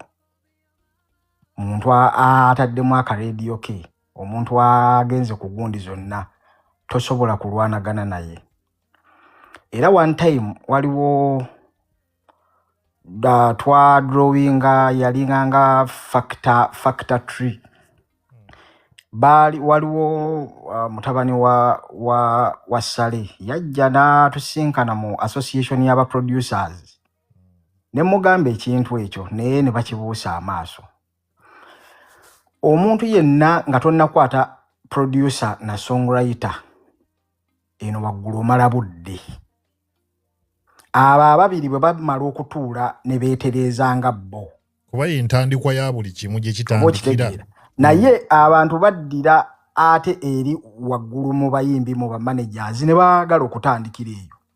kati ate ne baagala ate okukkirira eno mu writers mu producers ate okutubuulira ekyokukola oba okitegeera so ne mbagamba twatuula ne ba Remix abo baani ne mbagamba guys tuyina association yaffe eri registered properly tukole MOUs ne oba ne radio stations oba ne TV stations nti bannaye buli luyimba olujja wano omwana alina okubeerako ne copy ya split sheet koze Johnny ko kimanyi ekyo ekintu kisobokanga dalanga association mwagala lubeere sanctioned by this association egambe exactly. This is a ready to go project nemba gamba fenga ba producers tulina okufuna split sheet sezo okuva ku associations za fe buli mwana abere ne pamphlet ye wali ngejjudde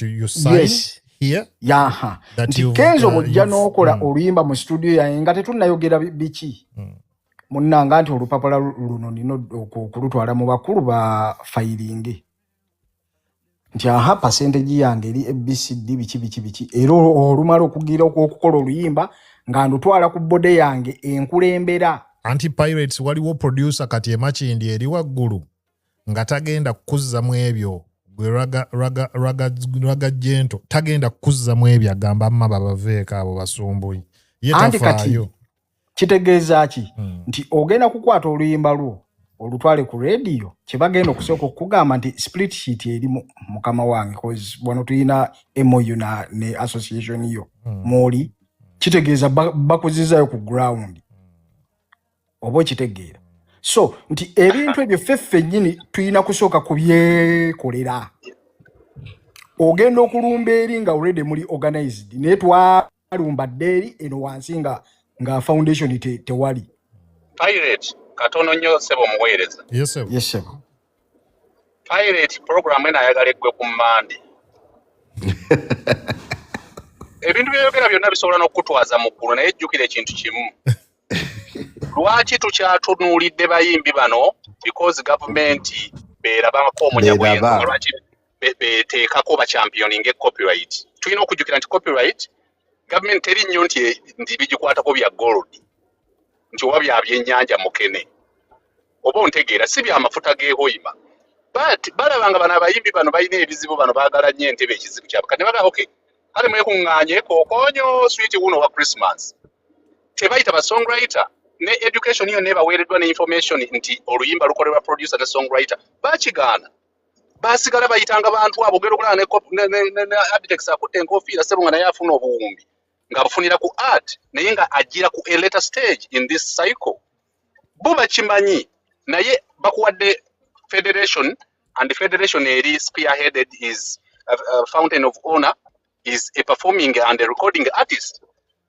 era gwoyagala kuŋŋamba nti pirate eyo n'enjiri gy'obuulira egenda mu ggulu banaatuwaayo omukisa songwriter ne producer babeereyo waggulu eri nedda maako oyo yabadde akutegeeza nti mafia state so awo wenyingiriddemu nenkugaa ssebo program togimala ku Monday nkitegeera muganda wange naye nga bwe nkunnyonnyodde nti obuzibu ffe bwe twafuna tulowooza nti buli mugaati gulina kuva mu gavumenti wali buli muntu akwata enkumbi alowooza ssente ezigenda okugula kasooli alina kuzijja mu gavumenti oba okitegeera amaanyi ga mukama gantuma okutegeeza nti gavumenti munnaye yebadde ekutte copyright yo era naako koyina kakatono ye yakakuwadde esobola okukakuggyako era kwata bulungi because the powers that be we baba nga tebali interested mu kikyo kyokola tebajja kireka ku functioninga bulungi they will not give you the necessary instruments ez'okukozesa okulwana kyoyagala okulwana kati kitegeeza nti John K associations zetwakola oba zemwakola za kumala gundi budde pirate nakugambye abayise baleeta bifene n'emisooli naye nze nsuubira bannaye nze nsuubira nti bannange naye mbadde njagala ondeetere ku Linux wano dictator tuleke Mark. John K naye Let's ayogere do that. tuleme I think kutuulako next John Thursday. K. Let's Nze engage him. naalisuubidde nti tosobola nsabako katono. kugamba nti nno nze nga John Pirates K. kamale John Com gale Ngenda kuyita oba ngenda kufuna meeting ne tugambe ne body etwala gundi media. Nennyonnyolwa ensonga eyo nti bannayo olw'ensonga ABCD twagala gundi buli muntu agira bw'ati oba ku radio oba ku TV kikole kityo. Naye ffe twagala tulowooze nti ate tugenda kuyita mu gundi. Pirates olowooza abayina obuyinza eri abasalawo nti kibeere ne kibeera bakyagala ekyo ky'oli mu kusuggestinga because singa babadde bakyagala singa kyabeerawo dda. Mukulu dictator Nandisebo nsaba nyingiremuko bannange neyanziza bannange mukulu Selector Williams ne Pirate mwebale nnyo olwa deliberations ezo naye nsaba tutegere ebintu bino from the core okusaakanya ngera mukulu Selector watugaye nti tuloote nnyo nze tonkubye bukubi nakigambye nti muloote nze nebagambyeko n'okwebaka. Okay, sorry sir. Naye kyembadde ngezaako tegeeza nti you've encouraged us to continue. Naye mukulu dictator Mark, juzi 5 days back, naise through the Songwriters Association of Uganda, naise the following entities: UNMF, Nempita, Uganda Registration Services Bureau, or what is that? URSB, Nempita, all the 2 CMOs, that is UPRS, NECHI, Ne Uganda Reproduction Rights Organization, URO, because it collects on behalf of the authors, lyrical side. Ochiwulira? Nga ekimu ku byo kyenjagala kwe kulaba nti these people understand the role of the songwriters. Wentandikidde ku policy level. Ochiwulira? Nti by the time we ngera wetugambye tuyina wetulina osookera ne wetulina okola ki ne wetulina okulaga. Nze ndi bwe nti ekisookera ddala James kyatayagala gamba nsi oba kyayagala okuinsinuatinga bannange split siteeka. Okiwulira? Split is not a law. Split is just a way of doing things. Okitegeera? Whereby you should only first understand how these things work. Okitegeera? For you to be able to demand a split. Singa split libadde teeka awo twandibadde tuli okay. Template mukulu Pirate gyayogera, I want to tell you as Songwriters Association twagikola. Okiwulira? Era ba songwriters balina templates. Okiwulira? Naye bw'okeera ku makya leero n'obuuza songwriter katono nnyo muweereza ssebo okuyita muweereza ssebo sewa ina ekintu kyaleeta nga program eno ejja kuggwa lwa mukaaga mbwa ate split sheet is not mandatory by law. Anti kyengezako gamba kyabadagezako kunyonyola naye it is not mandatory by law naye twakava mu kutereeza etteeka. Lwaki nyo tetwabibanja bibeere mandatory by law? Anti wuliriza mukulu James kyekiri kyembadde mbagamba nti among the regulations ze twapetitionize just honorable Norbert Mao owa justice kwe kulaba nti everywhere this song is going to be splitted wonna we lugendo tekebwa nga registered copyrighted work. Okitegeera? Ku systems kwonna kwe lugendo tekebwa there must be split. It is one of those regulations that we petitioned okulaba nti lukola ki okulaba nti oluyimba lufuna that visibility in terms of split. Mwandemesezza okwogera nina ekibuuzo. Bw'otunulamu mazima ddala kundi petition gye mwataddeyo a standing percentage ky'okuyitawo out of 100. ejja kuyitawo So it's 100. 100%. Dictator Yes. maka kansalire okatereke tusaba nnyo kituukirire era bwe Era kituukiriranga nja ojje Kagenda kubaawo, okazannye.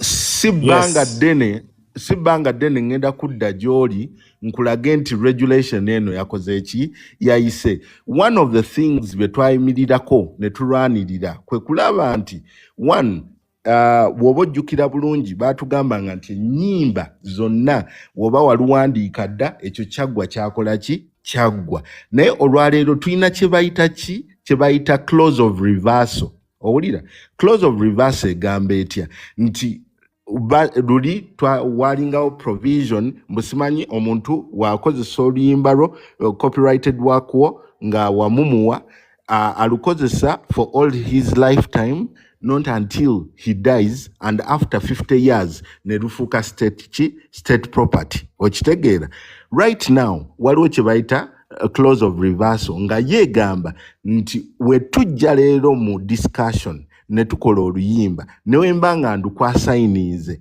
you're going to use it for only 20 years and come back to me for another negotiation. Okitegeera ekyo nakyo twalina okukikola ki okukistandinga ko. Let me make the submission Jimani. Nonjagala kutegeerawo tondekanga sitegedde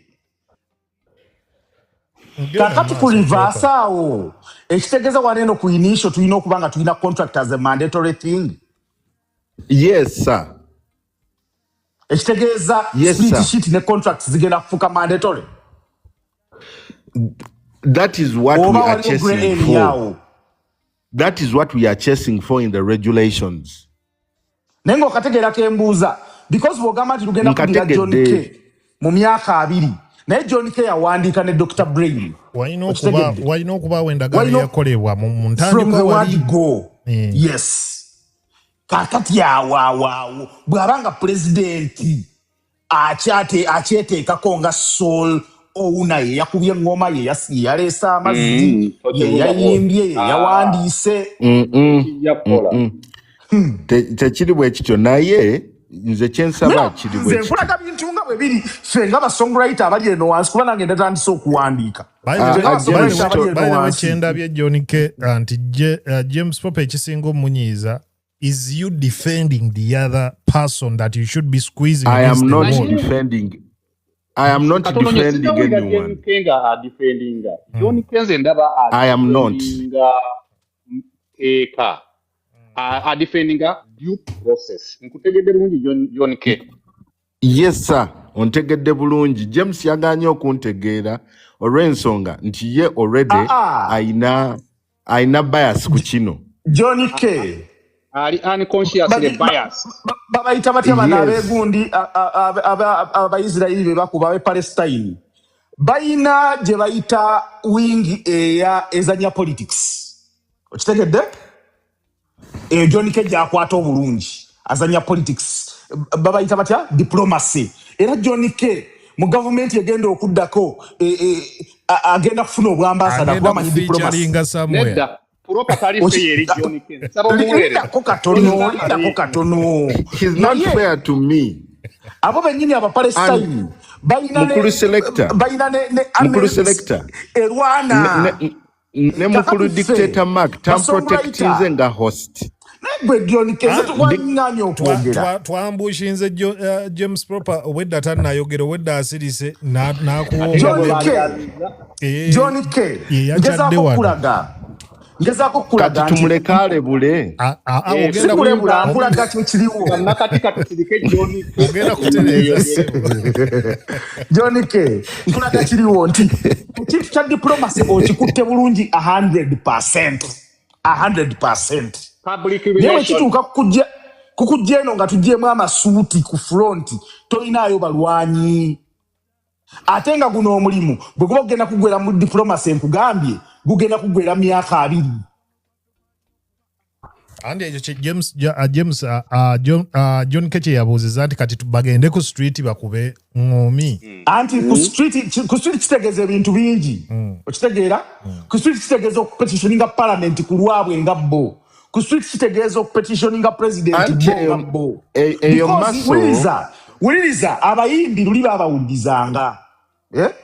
Okitegeera era bakolanga petitions ne bagenda wa president okutuuka lwe baafuna tebaafuna. Naye songwriter eva abeera mabega. John K bamutwala ne mu State House n'ayogera oluzungu naye ng'ayogera on the bigger thing. Ababe teyabalwanirira ku olwo. John K, what is happening to you, my brother? Tewaliyo James. John K, mbadde nsaba mbuzeeyo kibuuzo. Kasookedde meetings zituula kyali nkoze bulungi nnyo nga n'akulira ba producers waali. Kasookedde meetings zino ze mutuulamu, mugenze wa ssale eggulu, mugenze mu parliament, mugenze wa biki. Kiki kye twakatuukako nti kino tugenda mu myaka emeka kati? Ongambe nti banna songwriter wano wetutuuse era gundi nga bwe tukedde ne tugamba naye buli ssaawa diplomacy ate banne twagenze mu meeting ne bagamba bati ne bateesa bati bannange tulivaawo dya. John K ngoddamu ebyo byonna era ng'ofundikira n'ofundikira. No worry do naye banna. Okay. Budde bwebwo. Ne aziza nga Owalali tukubakalamba. Nga bagambye tugenda kwogera paka. Oyina meeting zo za kiro. Ngende maso bakama ba. Meeting za ncha kumakya. Naye nyumiddwa nnyo John K. Njagala John K akole advocacy sina kirala kye mwagala. Njagala mulabe ng'agenda ku radio abannyonnyola ebintu. Kati John K kati yogera gwali n'omuzinda yange bakyazizanzi tusirise ffe bakati John K gera maaso. Mukulu Mark. Yes sir. Njagala okwebaza n'ateera okukukkulumira nga omutesitesi ateera njagala okukukkulumira nti tobadde fair enough kubeera neutral okubeera nti osobola okuyamba omuntu gw'oyise okubaako information gy'akola ki gy'awa naye omuyise okumuteeka mukulu Mark kankole submission zonna nazimuggyeko n'enzikuwa oyogere anti kiri bwe kiti byonna bye mwandyagadde nkole bituufu birungi era kinyumira nnyo nga mpabuddwa okusinga okunteeka ku ntandaalo n'okundeetera okulowooza nti tewali kituufu kikolebwa. Owulira ekyokubiri mukulu James Proper kyenjagala omujjukiza nti brick eyasooka nga bazimba Rome bagikolera mu buli lunaku. Okitegeera so tulina obutafaali obutono bwe tuli mu kukola ki bwe tuli mu kukola obugenda okuvaamu ki Rome n'ekirala copyright gye twagala ekole owulira ebaddewo for the last 20 years nti kuba mu 2006 neighboring Copyright and Neighboring Act yaliwo. Njagala okwebuuza nti ebbanga eryo lyonna twagala tutegeere songwriting art as a business yali liddawa. Owulira njagala tuvaawo tutegeere nti business eno oba art ono wa songwriting tumuzimbye leero okufuuka business. Okiwulira edda mukulu Selector Williams we bawandiikira ennyimba nsaba mbategeeza abakulu bano we bawandiikira anti we mwawandiikira mwanyumirwanga nnyo okusinga okukola ki ssente. Okiwulira nti kati tutuuse essaawa eno nga tulina ebizibu byonna bye mulimu byatandikibwa bano baselekita abataafaayo ku baselekita omwana agambye okuzimba Pentagoni. Kiryoke nze siina buzibu kwekyo wayino n'obudde bungi kunyumira ffe twakola ensobyezi nti bayonoona obudde bungi mu kukola ki mu kunyumirwa. Tugenza okujja ffe okugifuula business tukimanyi bulungi world over. James ekimuyombye kiri kimu nti bw'agenda eyo South Africa songwriter tagambwako naye mu Uganda tuli mu mbeera nga songwriter talina kyali okiwulira ng'essaawa eno alina kumakinga bumakinzi ki point okufuuka business owulira tuli mu mbeera nga songwriter is busy but without business okiwulira so nsaba ekyo nakyo tukitunuulire ate tubeere fair enough to the art okiwulira essaawa eno wenvaayo okulwana ne artist ali atwala oluyimba lwange to the masses mbeera musiru mantemye luki mantemye ttabi okiwulira rather okutuula okuteesa naye ategeere kyenkola ki kyekiri kyenkugambye nti nze natuuzizza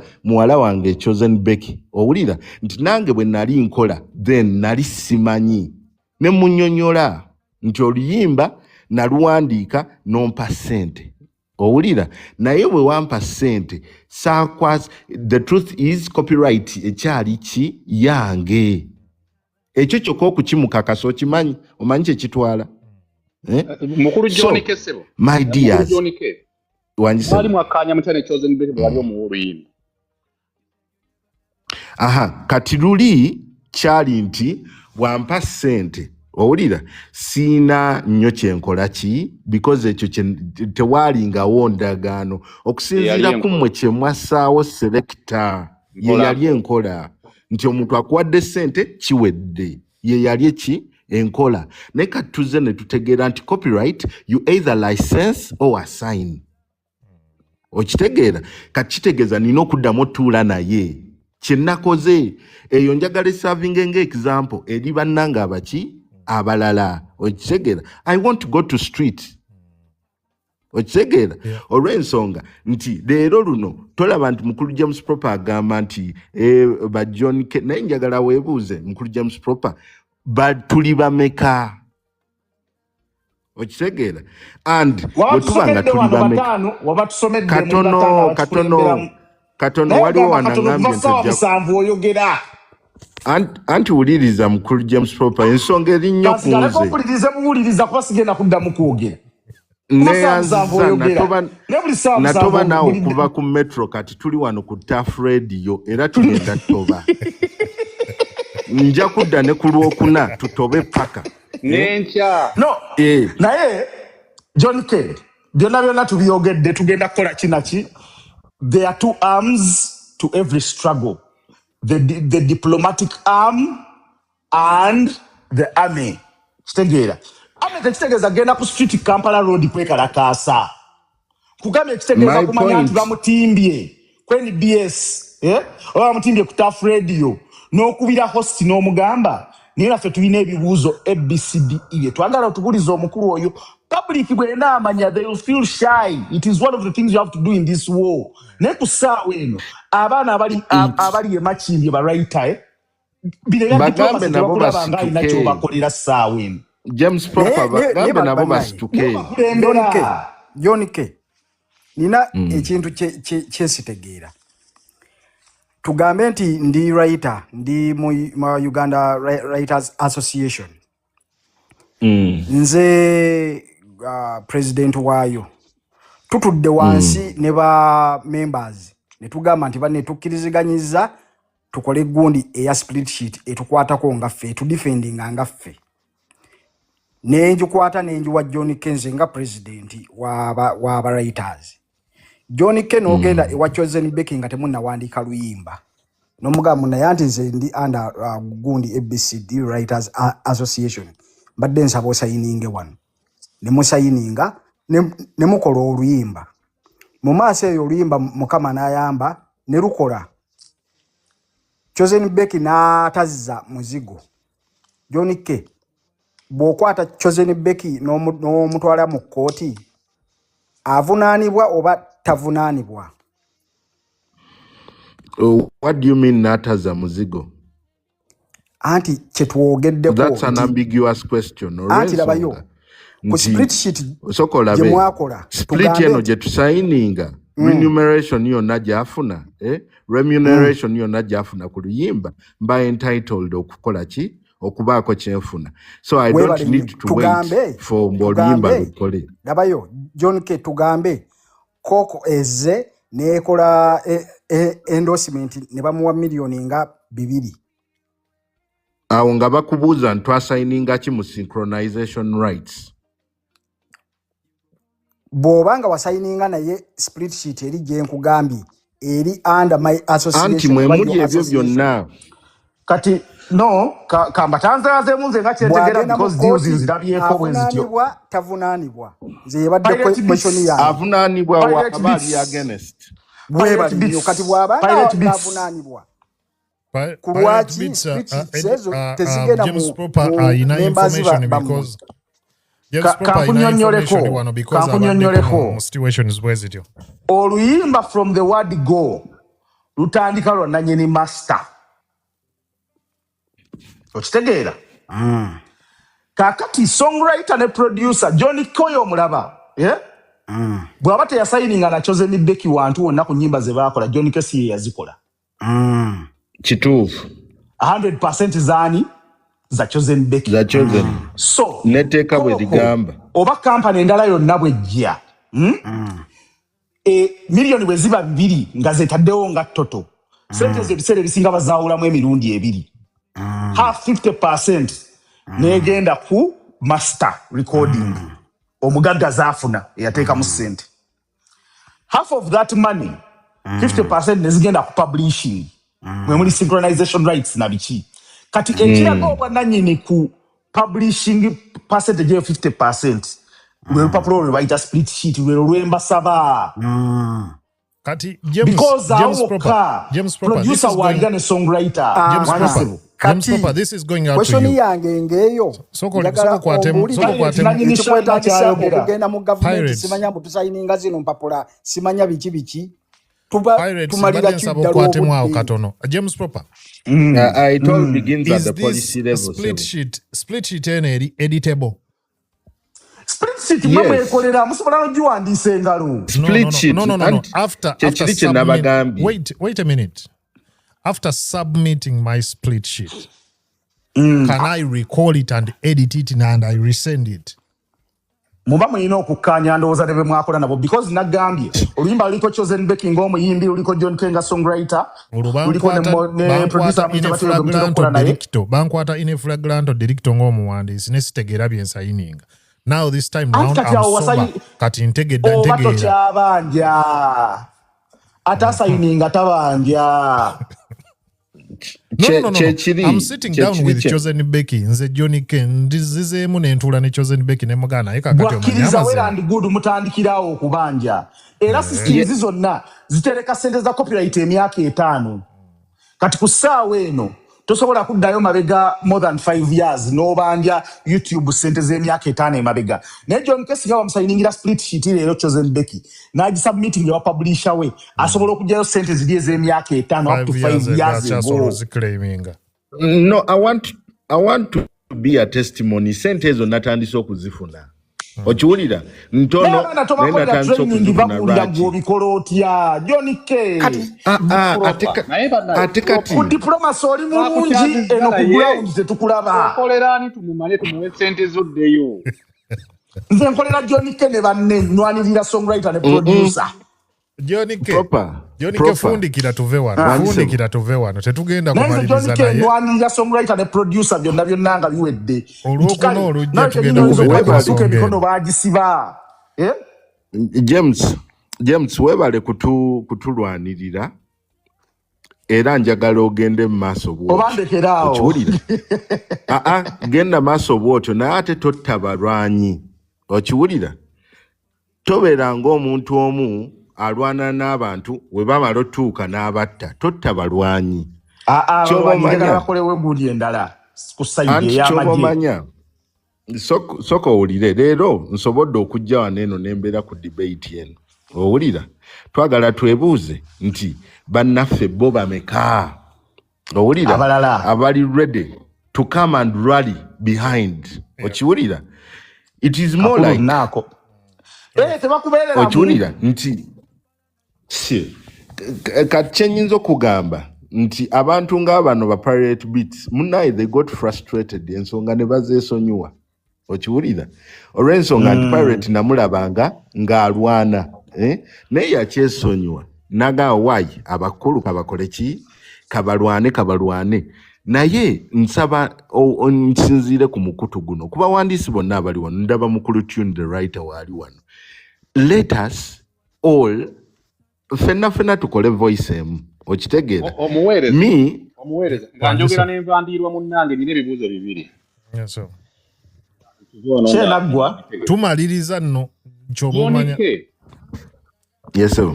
mukulu John K bwe basayininga copyright eno kubanga point yo ngitegedde ya advocacy n'eddoboozi yo Tony endaga nti oli muntu ayagala okulaba nti ofuba wabeebwa ekikolebwa naye gy'okoma okufuba ate mpuliranga copyright eno etayina nnyo action gy'osobola kuteekinga kukuyamba gwe nga songwriter bwe mugenda copyright eyo bw'ogisoma gwe kuyambe etya nga songwriter oleme kuba nti weegayirira bwegayiriza waliwo weeyogereddeko n'ogamba nti tosobola kulwanagana na recording artist era performing artist which is true nti kumpi ye boss wadde ate gwolina okuba boss kati etteeka lino lye baddamu na amendment ne basayininga gwe likuwaaki okubanga tolina kufukamira bufukamizi gwe bw'olisomamu bw'oti kye basayininga ekipya amendment eyo baagattamu ekidde ekikuwa amaanyi mpereza enamba ya mobile money selector nkutereka akasente kibuuzo kirungi kantandikiraawo wennyini nze ekisookera ddala kantandikire naku kyangu ennyo ekiri mukulu James Proper kye yali akolamu ennyo okimanyi nti James Proper ebbanga lyonna lye tubaddewo mbadde nga mubuuza nti nze ng'omuwandiisi nfunirawo mukola ring back tunes owulira James Proper nga ngamba ekintu kimu gwe nga gwe songwriter tolinaawo ki share okiwulira etteeka lino eppya olwaleero gundi ompaayiriza ffe tusasula publishing egenda mu zigundi mu CMO anti wuliriza eno ku distribution ebeera ya mugagga wuliriza tugende mu maaso nti kati ssaawa eno njagala nkulaga etteeka eppya kyeriŋŋamba etteeka eppya luli we mbadde nfuna luli saga agenda nnyo mu percentages zibaddewo but the new percentage is 60% to the content creators naye nga babamenyemenye bwe bati the author is entitled to 30% of this money whatever the other gundi eri endala percentage negenda ku performer okitegeera that is one etteeka awuli linya n'ekirala njagala katono nnyo wennyini ate oluyimba oluli mu Swangs Avenue ani atwala kyawo soka owulirize mukulu Proper John K nze mbadde njagala nkuwa general picture of how a songwriter sitegedde John K tugenda sulawo paka nkya John K twasuzeewo dda John K yes sir osa otegeeza ina intellectual patent ne production ne sound rights bonna babagatta no yes ani be bayita author kati author in this case is the lyricist kuba wali eri bandikozeseza ki ate owa sound ne production tabalibwako kati kika kati wuliriza mukulu James Proper waliwo kyeba mukulu selector James Proper you're getting on to my head naye composer ebiseera ebisinga abantu bamu disguisinga okubeera nti is only composer yaliwa anti njagala kamunnyonnyole composer can be both a lyricist or a musical producer. Yes. Because both of them are composing. Kati copyright yene eba wachi eba ita etya bo amendment yene kati amendment yeno mu coloring back tunes beba authors. Yes. Intellectual patent sound production for now. Yes. By na 30%. So mujigabana katugeze gwe ne producer pilot beats mugabana 30 yo. Yes, tugabana ku 30 yo. Selector soko oleke basoke banyinyonnyola entegeere. Nsaba kano nkasuulawo katono nnyo. John K. 30 eyo ogifunira ku sowani ki ku split sheet ogifuna how? Kati lino teeka si split. Anti ogifuna otya kutegera kyanti yo. Because nzijala kutaasajiri ya split. Bwe tumanya nti mu callback tune ozifuna bwoti tulabe tusobola okkikozesa n'eno mu birala tubeere nti copyright etteeka lirina engeri erituwe sowani. Ekirala lyagisasula. Anti sokoleke James waliwo ekintu kye tuli mu kwerabira tetugenda kumala kati because that is muli mu kugenerating a very different discussion which is very big gye tutasobola na kuexhaustinga ddala ewantu ewatuufu dictator kakati nabayo dictator maka ulira kano because your business ingirimu eyo business ingirimu ulira ino business ingirimu. Yes. Sawa ya leo signinga artists okitegeera nampa content ng'omugagga oba label. In fact tuziyita labels. Signinga label nempa content ne muteeka ku MTN. Kakati content oyo mmala omuteeka ku MTN. Etteeka kati lingamba tebanatuwa regulation ligamba 30% to the artists, 30% to the authors. Mu authors ntegeddemu nti producer ne songwriter. Yes. Kakati, nze kakati nina contract ne label. Kakati zineza author ne songwriter nsindika ku PRS zibatuukako zitya. Kati ekyo regulation kyegenda okukola ki kyegenda okudirectinga okitegedde. Webale nnyo tugende twebake. Ezifuluma kati zigenda wa ziri mubanga zihayinga. Selector William. Ate kakati kyatambula paka nga regulation. Nsaba program yaffe ey'olwokutaano njagala kusaba abakulu bano bonna nga bwe bali bano enkya batuweeyo obudde twongereze kuno because tuba twogera ku bintu birala. Ngamba ku lwokutaano luno leero. Anti ninembaga ku Saturday naye John kajja kuba watu nnyonnyo. Selector ebibuzo byange byonna abirina. Katukeereko kati John K tubadde tukusaba katusembeyo na kano era okomewo twongere okugaziya because kati ate awo tuba we tubadde tugenza ate wakwata ku bantu bangi nnyo tetusobola na kukubirirawo naye wasananga wendi kubanga era kencho ojja kati tusobola n'okukola bwe tuti this is another alternative tusobola ogitwala ku lwokuna oluddako. Olwokuna amoke enaaba tewoze nnyo tesobola kuwola ki nyimba ze wakola wafunye mu kasente kukola tune nawa nazivaako dda kalaye wakinewola wanjisebo selector kuba nange enkya nyinza oli mu 7th day John K James Proper enkya tuyinza obutabafuna ate nga bali crucial nnyo ku discussion eno kakati mbadde nsaba tugitambuze mpaka ku lunaku olwokuna. Tugitambuza ku lwokuna. John K atuleetera representation ya akulya ba producer. ngenda kunoonya Renex ngenda munoonya abajikiriza bayinza okubeera abazibu naye nabo balisindiseeyo omuntu. Yes sir. Ora research zineza sound production baziwa digibawa era digibawa yakubira owume yakuba gita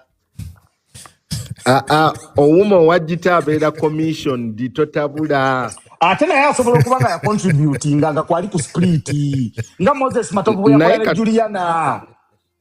Katumalirize kano otusiibule n'otusiibula then James amalirize. Anti Moses Matovu ne Juliana yali collaborator. Teyayimba naye yakuba gita yakuba omulere. Anti yali collaborator. Ne gundi naye collaborator naye kwali. Ani amusasula. Oli abeera commission James. Ate kati enjawulo eriwa. Kankiteme bwenti. James omuntu ali commission taba na copyright. Ati abasasuddwa. Kaya Moses Matovu singa bali bamusasula. Singa Juliana yali yamusasula. Nedda. Anti Moses ya collaboratinga. Proper mixing ekintu kya omuyimbi Kenny G, Isaiah Katumwa, a saxophonist Moses Matovu collaborating ne artist nakimixinga n'okuba nti Moses Matova azze kuba mu sax mu luyimba lwa Eddie yawe. Aha. Kati tugamba nga yakubye sax ku luyimba lwa Eddie yawe, John K yawandiise, Kenzo ne Dictator Makabe bayimbye, ye ani amusasula. Anti kyonna kiddayo abeera commissioned. Mwe nabagambye no project ya myaka 2 ogifunamu naye temuwulira. James Johnny Kesibula abantu ng'omaliriza your parting shots. Uliriza mathematics sono. Uliriza mathematics sono akuyambe. Batist be balina amaanyi amangi sikyo. Atulwa na copyright yebe ina amaanyi. No, Batist be balina amaanyi amangi sikyo. Kituufu ekyo. Gemwaba wabwe Uganda Music yatandika 2017 sikyo. Gemwaba wa Eteka tulifunye 2025. That is how many years later. Katate bana abatalina maanyi. Ba songwriter ne ba producer. Ebya bana bituna mbanga. Mweko. Tukirwane ko naye tukole n'amajje gafuba futu soja. Ngabani.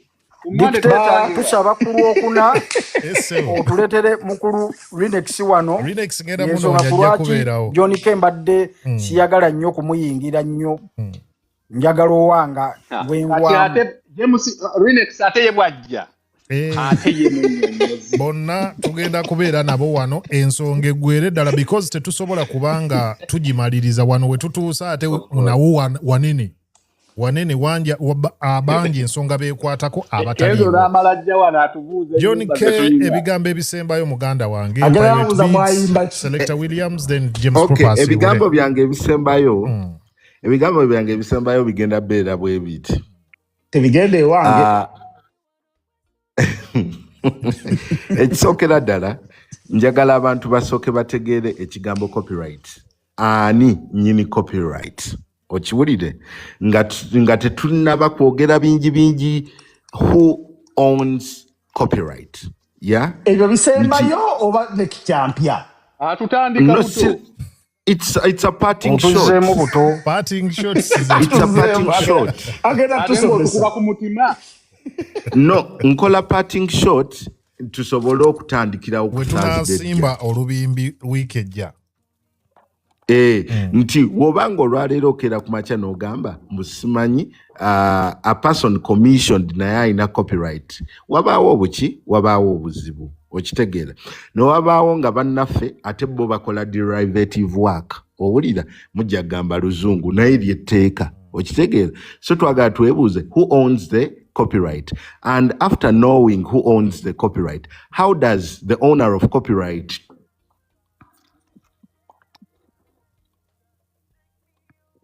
how does the internet yeweddeko bamuwambye bana musajja mukebereko John K w'amasanyalaze ge Uganda gagenze ani amubeera okumpi amukebereko tebabanga bamukimye. Kali, pirating parting shots, then Selector Williams, James Proper again osembayo. Mukulu Dictator tweyanziza nnyo platform gy'otuwadde. Ebyange tebyali badde nnyo bingi, reason being nti John K si umbrella mwengwa. Naye kijja kunkolera nnyo amakulu olw'okuna olujja nga mukulu Rinex waali nenjogera ensonga ddala nga yateekeddwa okuzinnyonnyola kuba nze ezanga ate gundi si talina nabwaziyingira naye ng'abateesiteesi mwebale nnyo mukulu James Proper ne Selector mukama abankuumire. Wow. Selector Williams tumaliriza. Nsanyuse nnyo okuba nti wategese programu eno era tukubaganyizaamu ebirowoozo. Nze kirowoozo kyennyina programu eno twade tugambye ne James Proper tujje tu like agaziye ensonga zonna ze twabadde twogeddeko naye kasita tukonye ku John K ne tumuleeta ate nga balina ebyabwe ebitaggwa balina ensonga zaabwe ezitaggwa neddo wayiriza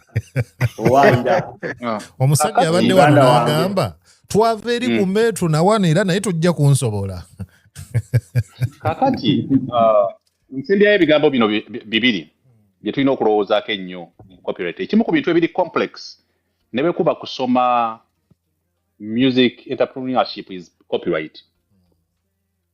Debate gy'olaba etusumbuwa bweti kabe bajamani olaba ku TV naye copyright ogifunza ogiyingiza mu njuyo mu Uganda.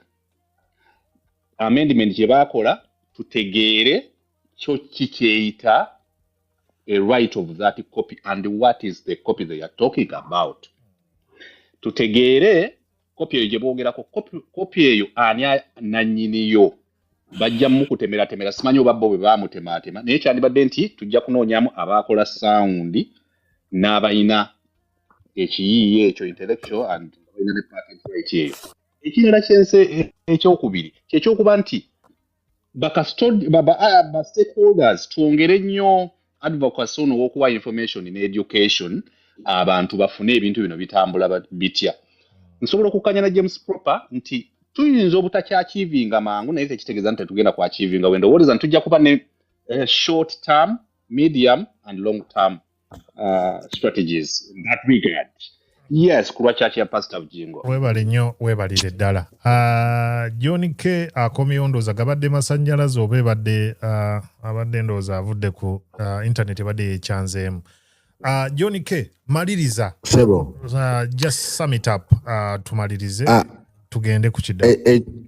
Okay, ekirungi mukulu selector abadde ayongedde okuttaanya ku biki bye nandyagadde mu discussion eddako tubeere ne pure insight about those. Let us base all these discussions on principle rather emotions. Nze nakeera ku makya I had emotions over copyright. Mukulu James Proper asobola okubuulira nti we nabeeranga ku metro ngambula kutta busi muyimbi naye olwaleero nakitegeera nti ebiseera ebisinga blame yonna gye twandyagadde okushiftinga oteeka ku muyimbi naffe tulina ogyesaako ng'abawandiisi ng'abaproducers okuba nti tulina okumanya nti kitandikira kwani we kiba kitandikira ku nze lwaki ate nkinenya okuba gye kisembedde okitegedde so nti olwaleero amaanyi agasinga tugasentering omuntu okutegeera amaanyi ge oba obuyinza bwe n'obwannannyini ku kintu kye. Teriyo muntu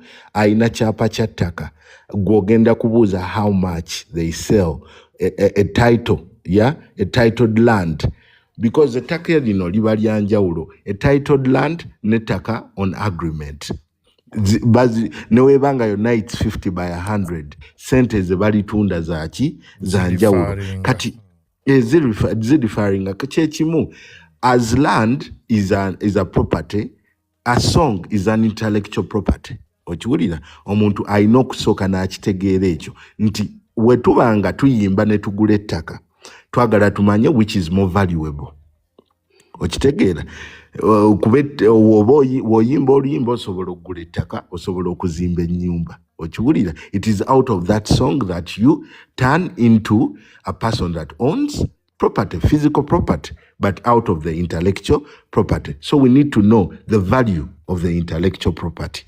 Thank you very much. It's been such a wonderful time. Toyanza nyo toyanzege. Mukulu John Kendooza ku Lwokuna olujja tuli naawe ssebo mbadde nsaba tutegeko omukolo gwo gubeere gw'amaanyi tujje tusomese and whenever wofunye obudde please come and preach because yo bantu b'okulembera beetaaga this information waliwo ndowooza ebibeereyo mu boardrooms ebyo batategeera so bw'ojjano n'obibatemera kiyinza okuba nga kibayamba.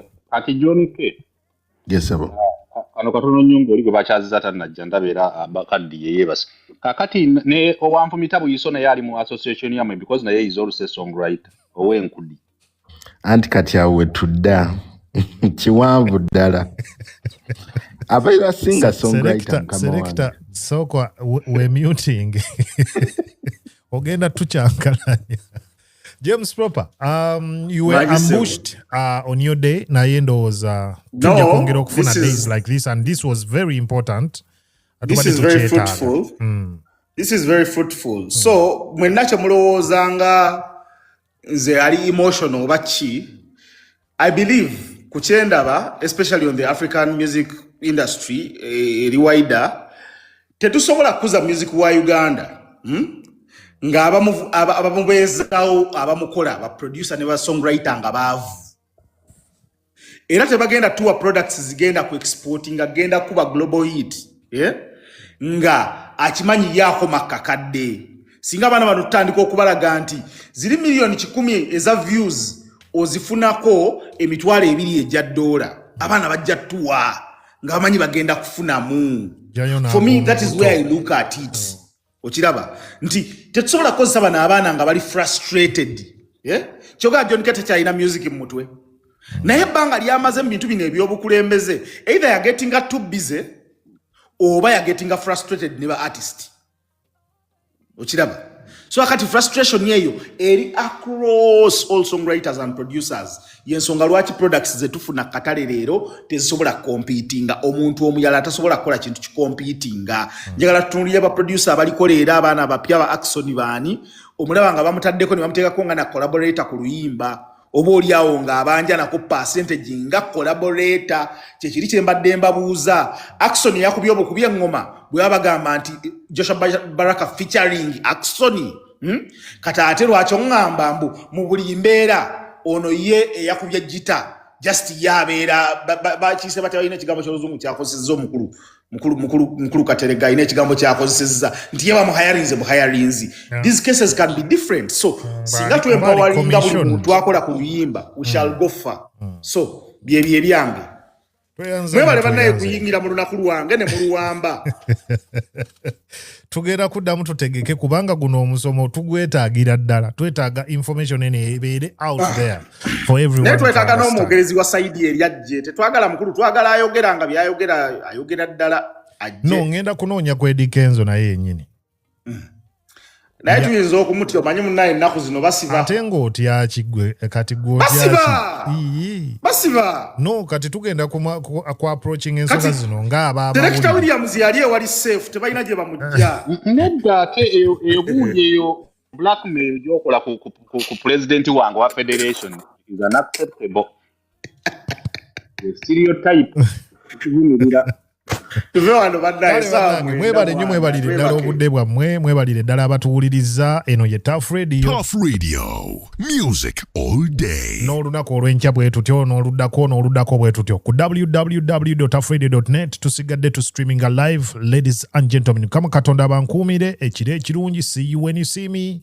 I'm out. Ciao. Adios.